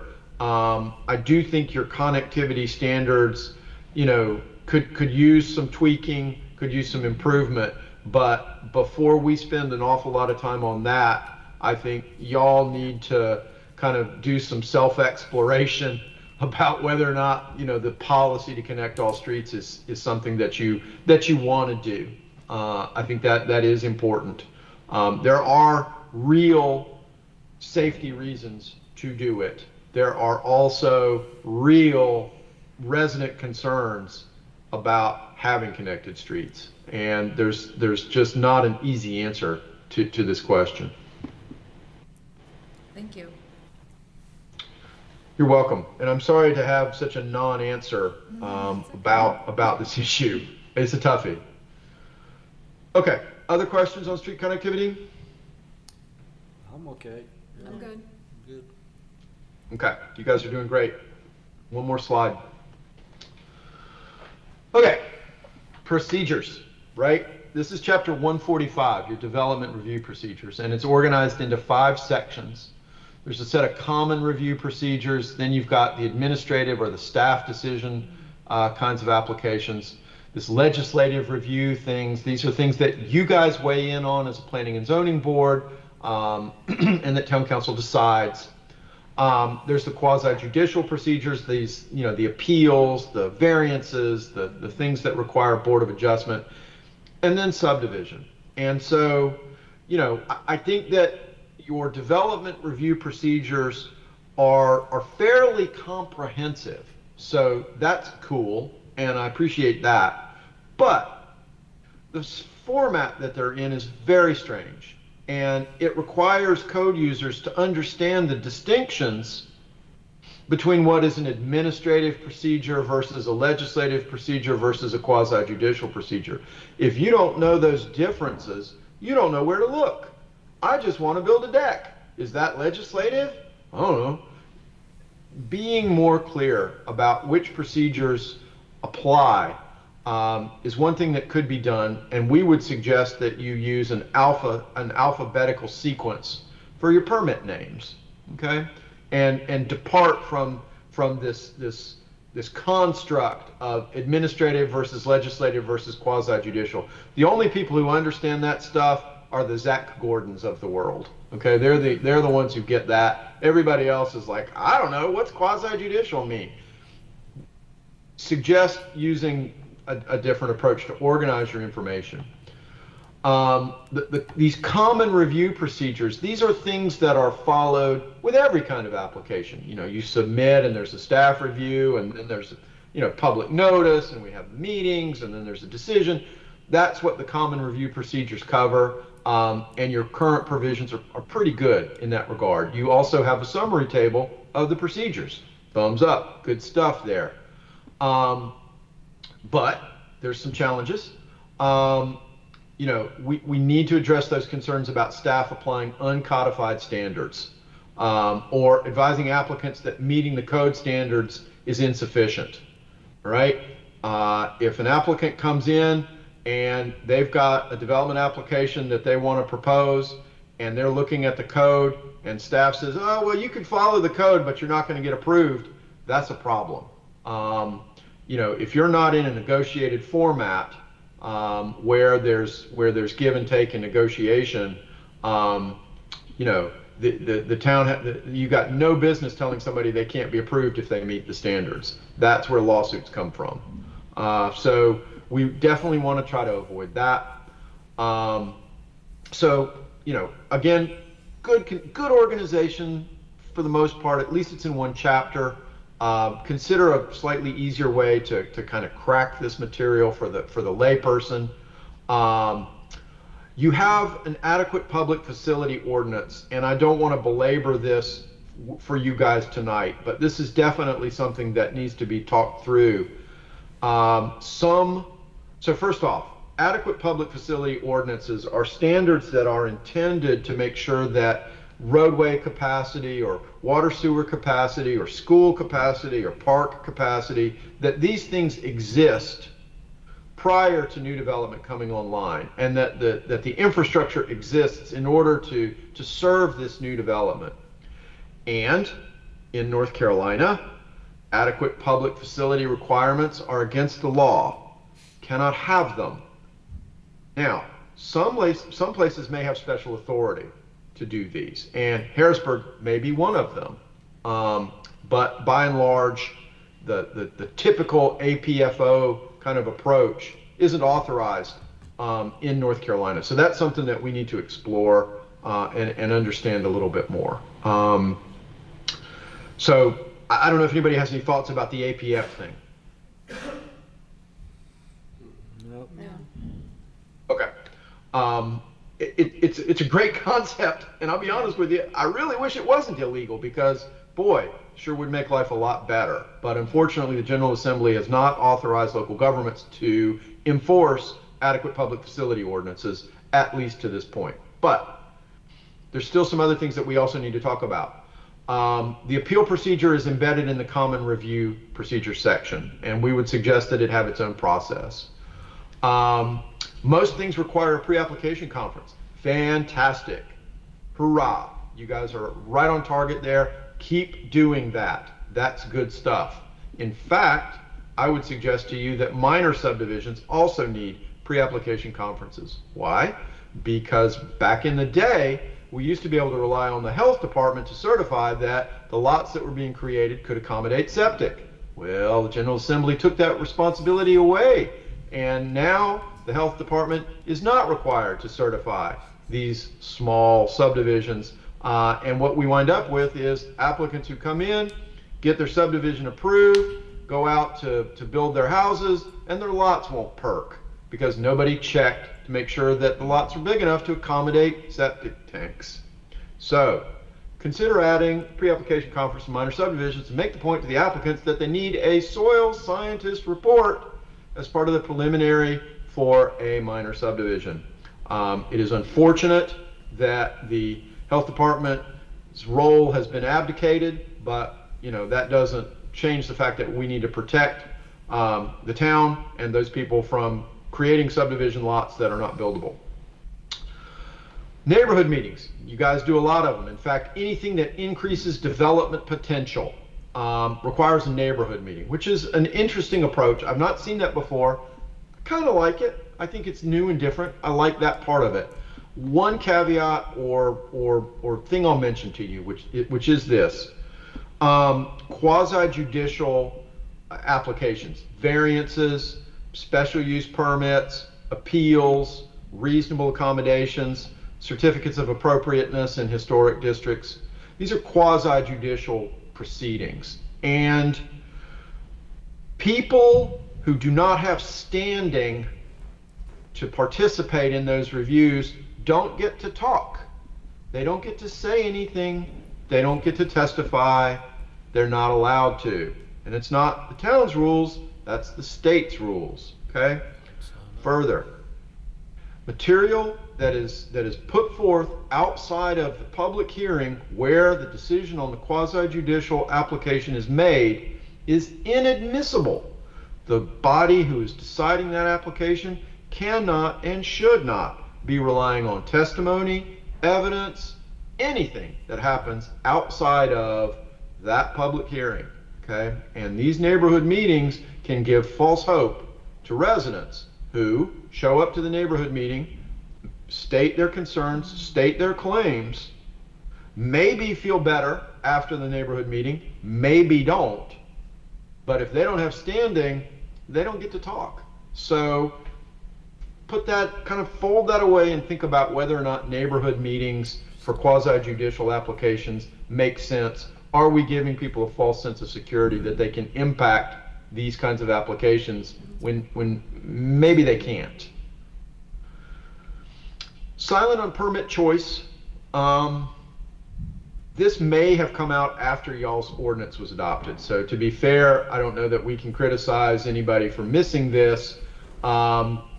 Very quickly, permit choice allows applicants to choose which set of development regulations they want to follow if the rules change between the time that they got their approval and the time they finish.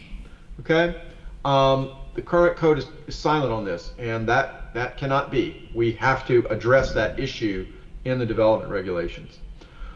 You've got application completeness requirements. Fantastic. That's great. Let's enhance those. Get as much detail in there as we can. I encourage you guys to follow the North Carolina General Statutes on public notice rules. And that means notifying abutting and adjacent property owners, not property owners who are within 300 feet of the subject property. Now, important point. I'm not saying don't send notice to the people within 300 feet. If you want to, that's fine. Do it. But don't say that in your code. Just say, we're going to follow the state law with respect to public notice. We may, as a matter of policy and in our sole discretion, at times of our choosing, provide additional notice above and beyond state mandate. But we're going to provide state mandate in our code. If we provide more, that's our decision to make. Why am I suggesting that? Because if you have in your standards a requirement that you will notice people beyond the state limit, and you fail to do so for whatever reason, and somebody sues you, even if you had a really good reason or you made the right decision or whatever it was, you're going to lose. And it's not worth it. You can still give notice to 300 people. You just don't have to put that in your code. Okay? Follow the state law and say that you're going to provide more as a policy matter. Okay, great. You've done what you need to do. More detail on quasi-judicial hearings. There are a lot of steps in these things. What kind of evidence can be presented, how testimony is taken, how rebuttal happens, hearsay, findings of fact, conclusions of law, some more detail on how those procedures roll out. Need to be included in your UDO. We need to spend more time talking about conditions of approval. And I know you guys are big on these because we heard a lot of this from the development applicants who we spoke with. What I found surprising was there wasn't much in your code about conditions of approval. These are the negotiated terms that everyone agrees to as part of a conditional rezoning or plan development or what have you. There's some very specific rules about how these things are formed, how they're agreed to, and at what time. And there's a lot of limitations on some of these. And those need to be codified. That stuff needs to be set down in your ordinance, and it's missing. So that should be in there.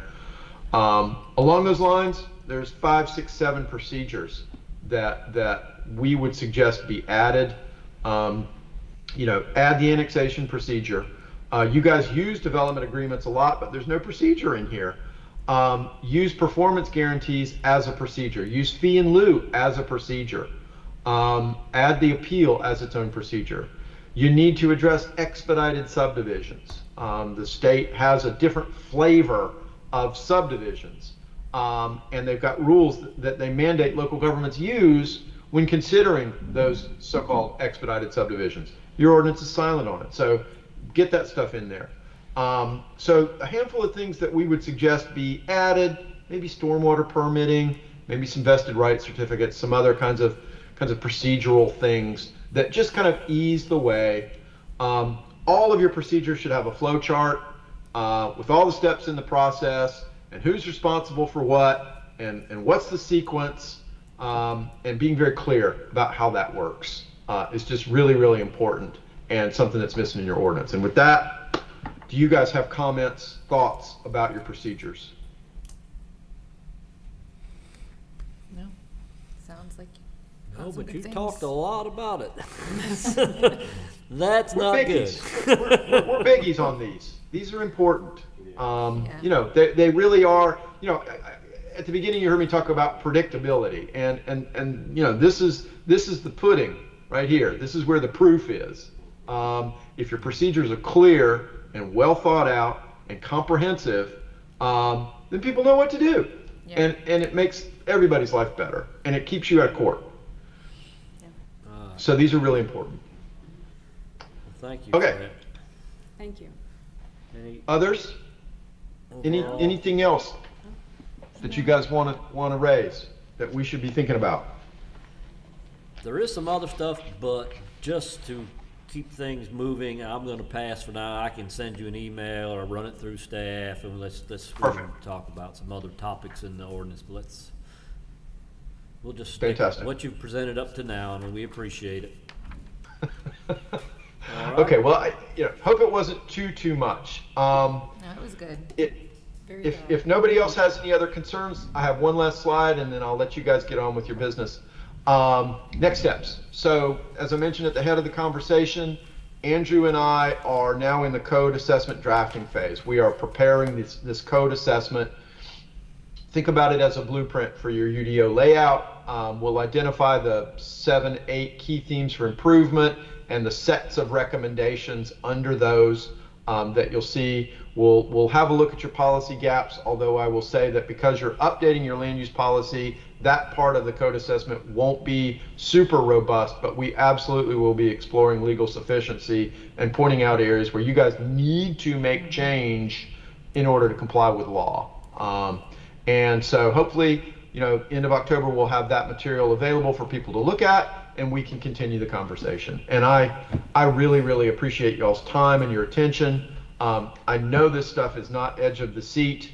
It's very technical, and can get a little boring. So thank you for your attention. And with that, I will stop sharing and hand it back over to Zach. Thanks, Chad. Thank you. Thank you. For that tour de force through our UDO, I just want to remind everyone again, this is the very beginning of the process. We are diagnosing where there's issues. I'll tell you one quick thing, and then I will sit down and let us get to the agenda item. Last summer, when I was on medical leave for 3 months, I read the UDO from the beginning until the last page. I came up with 24 pages, and Chad has the notes in table format. And so those are all going to get corrected. Everything from links that don't work to misspellings to relettering the same section. But the things that Chad touched on tonight are really, really important, but that's not all. We couldn't talk about everything, but if there are things that you do want to talk about, and I think what will happen is once the assessment is done and you all have it, you'll say, oh, there's some other stuff that I'm really interested in. And that will be, again, part of the next phase, and it will be, I think, a process. So thanks for all hanging in there. I'm going to turn it over to Shelley. Thanks, guys. Y'all have a great night. You too. So next, we do have the public comment. We only have one person signed up to speak. Do we have anybody online signed up? No. And I believe this gentleman was speaking in reference to our, so would you like to introduce it first and then allow him to speak, or? Well, we'll just go down the agenda. So the gentleman who signed up to speak is tied to the specific case that Yes. is here tonight. So when we get to that item, we'll go on that. We'll follow the Okay, procedure. sounds good. All right, so then we're moving on to the consent agenda. Anybody see any problems with last month's consent agenda? Do we have a motion to approve. Motion to approve, I second. Second, all in favor? Say Aye. That's okay, we've got that.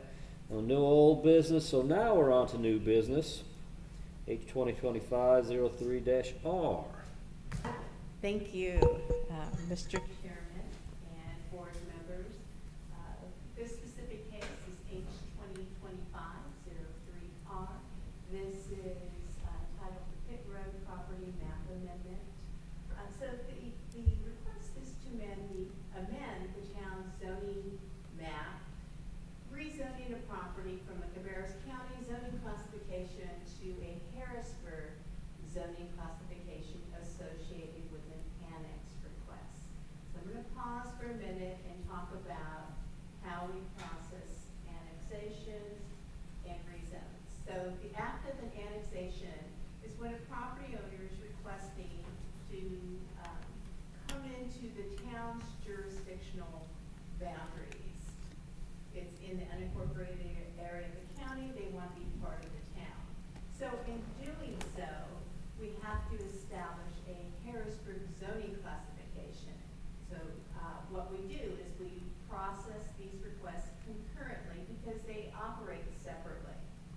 The annexation in state law is a consideration by the town council and a decision by the town council. A rezone or a zoning map amendment is a legislative act. We heard about different titles. So what that means is it goes before the Planning and Zoning Board for consideration and a recommendation to the town council. The town council makes the decision. So in both cases, they'll make a decision, but a zoning map amendment has to stop with the Planning and Zoning Board for a recommendation. Both are heard in a public hearing. So as I mentioned, we run them concurrently. It's already the annexation scheduled for next month. You're hearing the zoning map amendment, the rezone request for recommendation. It will be geared up together at the October 13th public hearing, presented, and they'll decide at that time. So with that, I'll go back to this request. So the subject property is located on Pit Road South. It doesn't have an address. I have the parcel ID number up on the screen. It is vacant. It is just under 2 acres in size, and it's actually located within an existing industrial park, the Charlotte Motor Speedway Industrial Park. So the request is to establish a Harrisburg zoning classification of employment center, which is EC. So let's take a look at where this parcel is. So the aerial photograph on your screen provides a general location. The star down here is the subject project site. As you can see, it's located off of Moorhead Road, just south of the Charlotte Motor Speedway and west of the landfill. And I provided just a small picture of the industrial park entrance here that's right on Moorhead. So interesting enough, this is where 3 jurisdictions come together. So the subject property, anything that does not have a color on it, is in the unincorporated area of the county. The subject property has the star. As you can see, to the northeast is the city of Concord in the green. The blue area is the town of Harrisburg. Now, the town of Harrisburg has annexation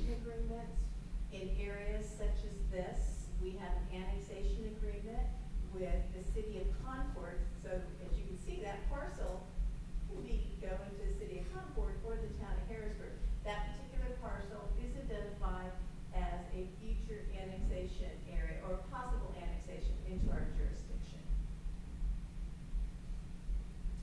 Looking at the zoning in the project area, as you can see on this map, properties located within the town of Harrisburg or actually within our ETJ area is zone EC, which is employment centers, same classification as the applicant's request tonight.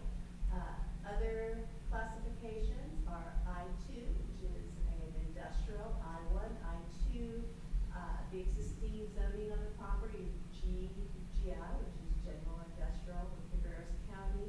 The PID is a Concord designation, and it stands for public interest development, and that is tied somehow to the speedway over in that area. But you can see most of the zoning is already light industrial.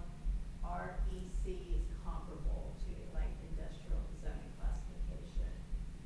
So to share a little more information about the proposed zoning classification, the employment center zoning classification provides opportunity in the town for light industrial, multi-tenant flex space in office.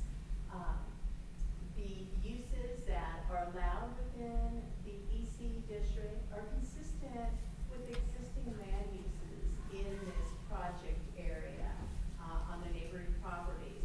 I've provided the EC dimensional standards in the staff report as well on page 3.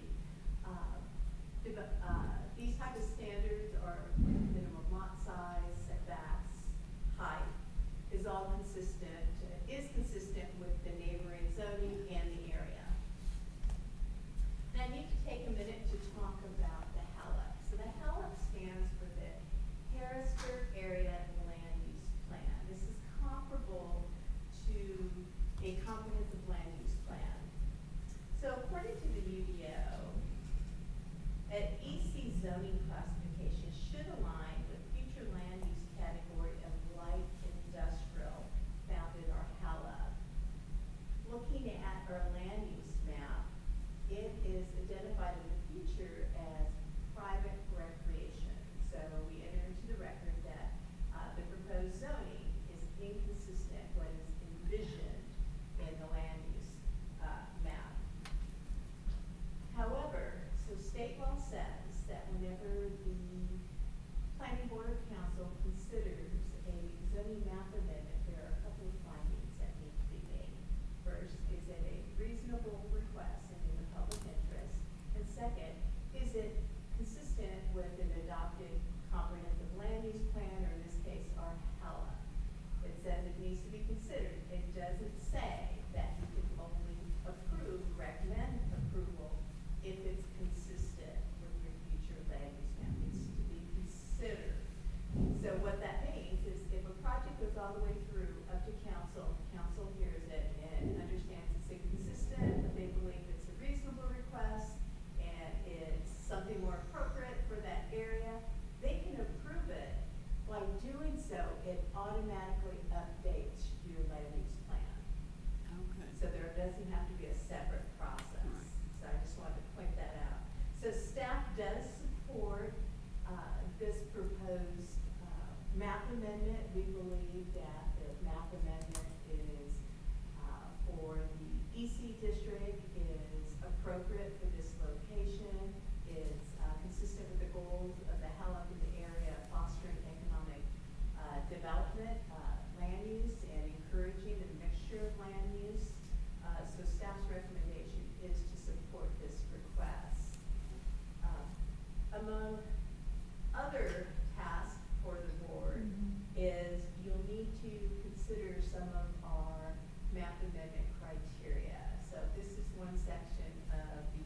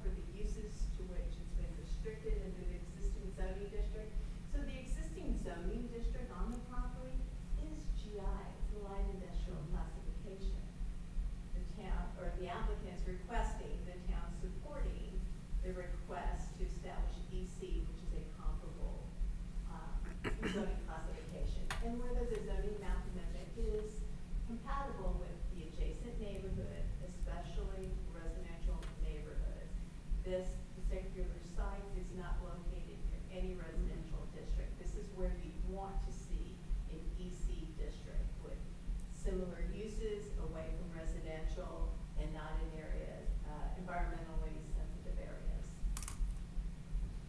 So staff recommends that the Planning and Zoning Board recommend approval to the Town Council because it, we believe is consistent with the decision criteria of the UDO as outlined on page 5 and 6 within the report. It is a reasonable request in the public interest, and although inconsistent with the HALA land use map, it is consistent with the goals of the HALA, and we believe it's an appropriate zoning classification for the subject property. So the Planning and Zoning Board's action tonight is we need a couple of motions. A motion to recommend to the Town Council to approve modification or recommendation to disapprove the zoning map amendment. You need to make the required findings, and again, they consist of, is it a reasonable request in the public interest, and although inconsistent with the future land use designation of the HALA, is it still in compliance with other goals of the HALA, such as fostering economic development and encouraging a mixture of land use? So with that, I stand by to answer any questions you may have.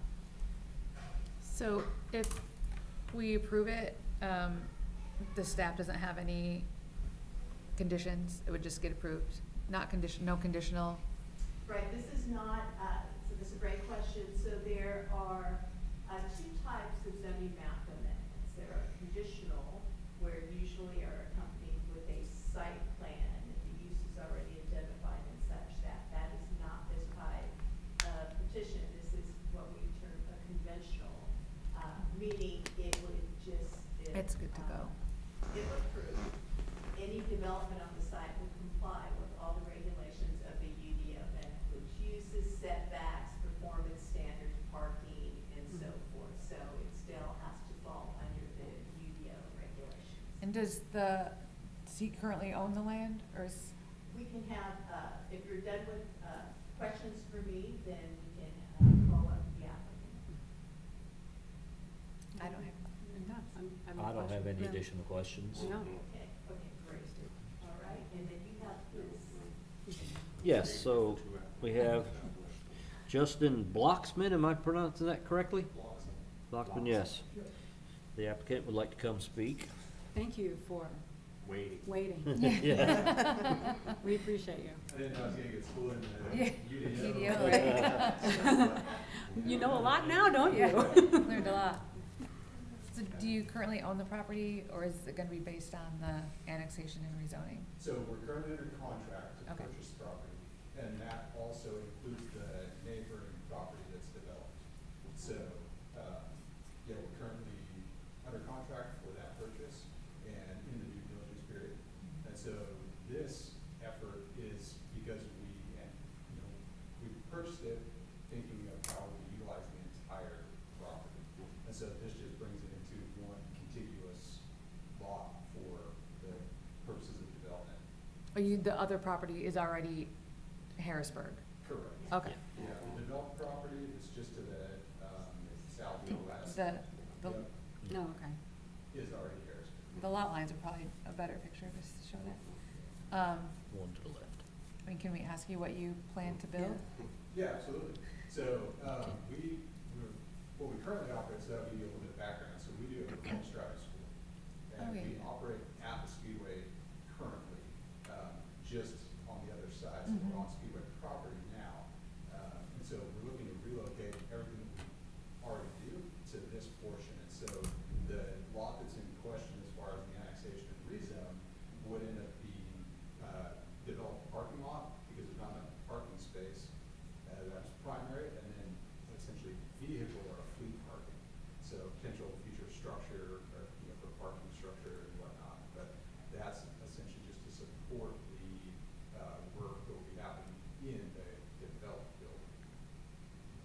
So this is in support of your improvements on the Concord parcel, So we don't have any, so say that. where all right, so you've got the new project where the driving school is, you've got the upgrades. So this will be to help support that structure and move some of your Yeah, remote it'll parking. be- It'll be all in support, so then it's just viewed as one, when people come and, do Yeah. the programs, they're coming to a parking lot essentially, which will be on this currently vacant lot. Yep. Developed, and everything will be happening, we'll upfit the current building to perform the public-facing operations. Okay.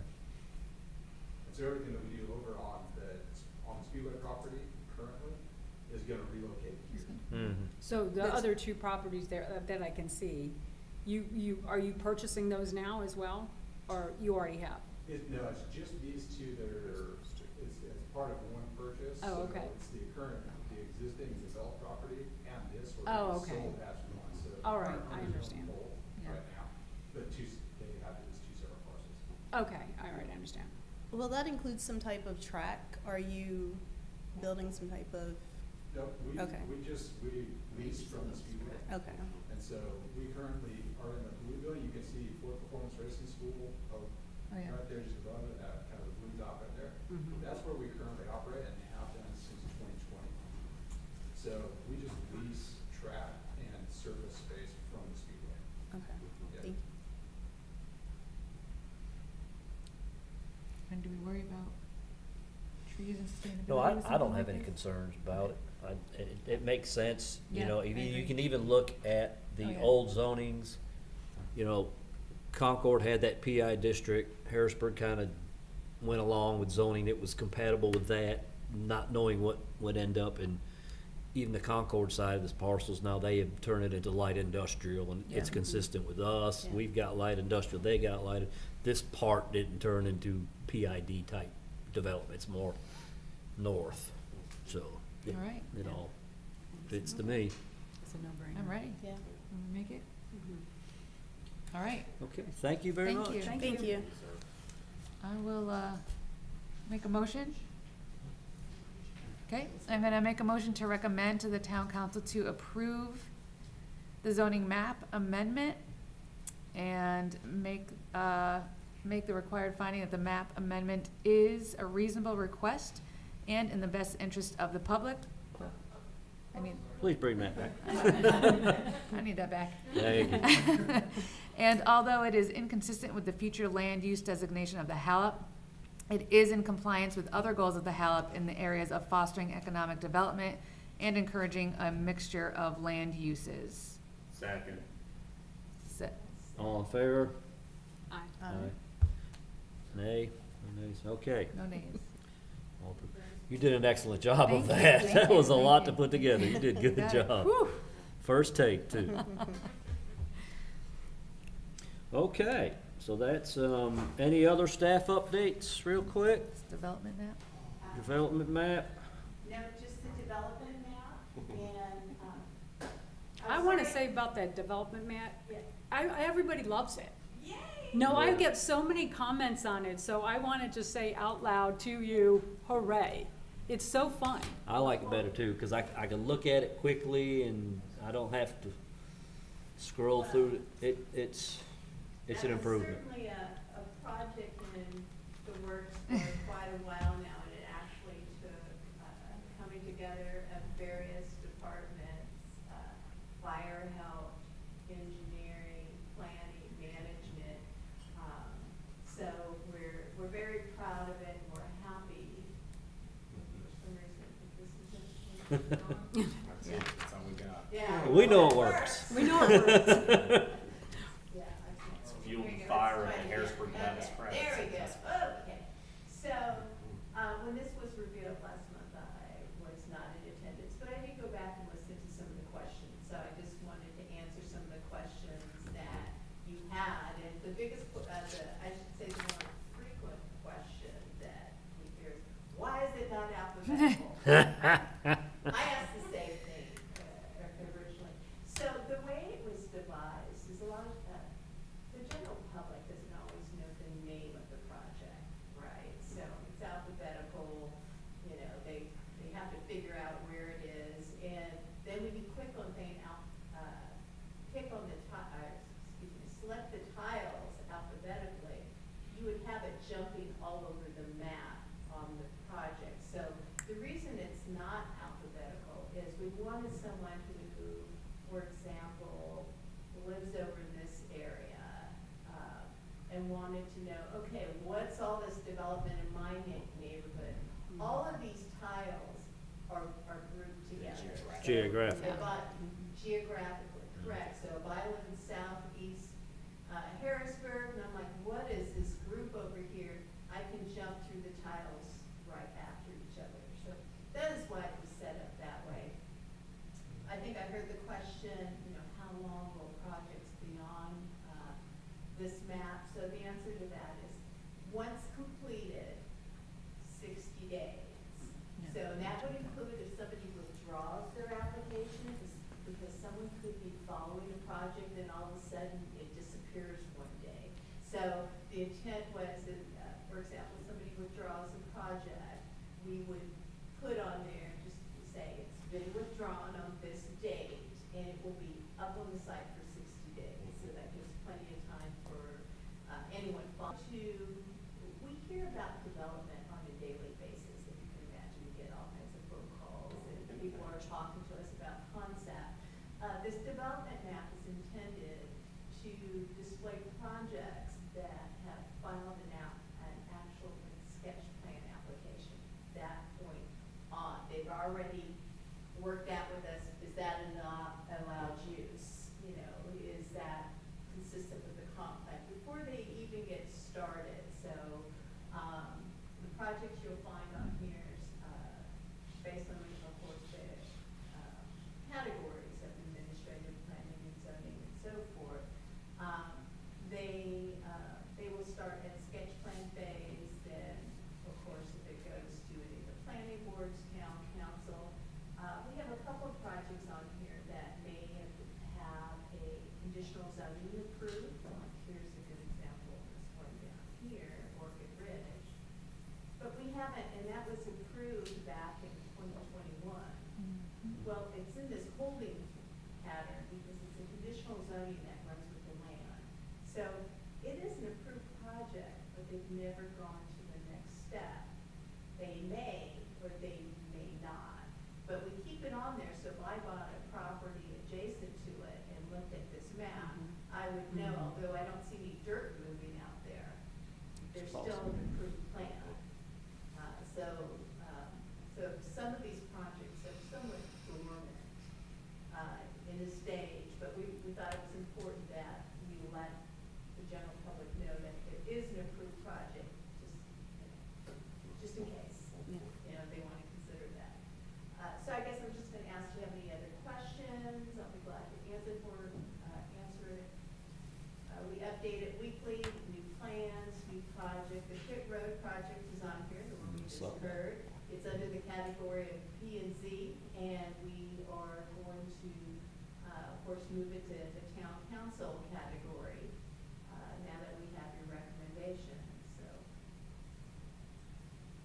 we will get to that. It's up here. Good thing. But see, if you didn't know the name, you could go to the general areas. You can see P and Z, and then it will change to council now that it's getting ready for the public. It gets a new color, right? I love it. So if you ever played around on it, you find something that, link that doesn't work or anything, please call me. So try to keep everything functional, cut out. It's great. I love it. Yep. I really like Thank it. you. I really like it. Thank you so much. Any other comments from any board members about anything? Not tonight. And with that, we make a motion to adjourn. So moved. Second? Second? Aye. Y'all have a great rest of the month. Thank you. Thank you. too. I'm heading to the mountain.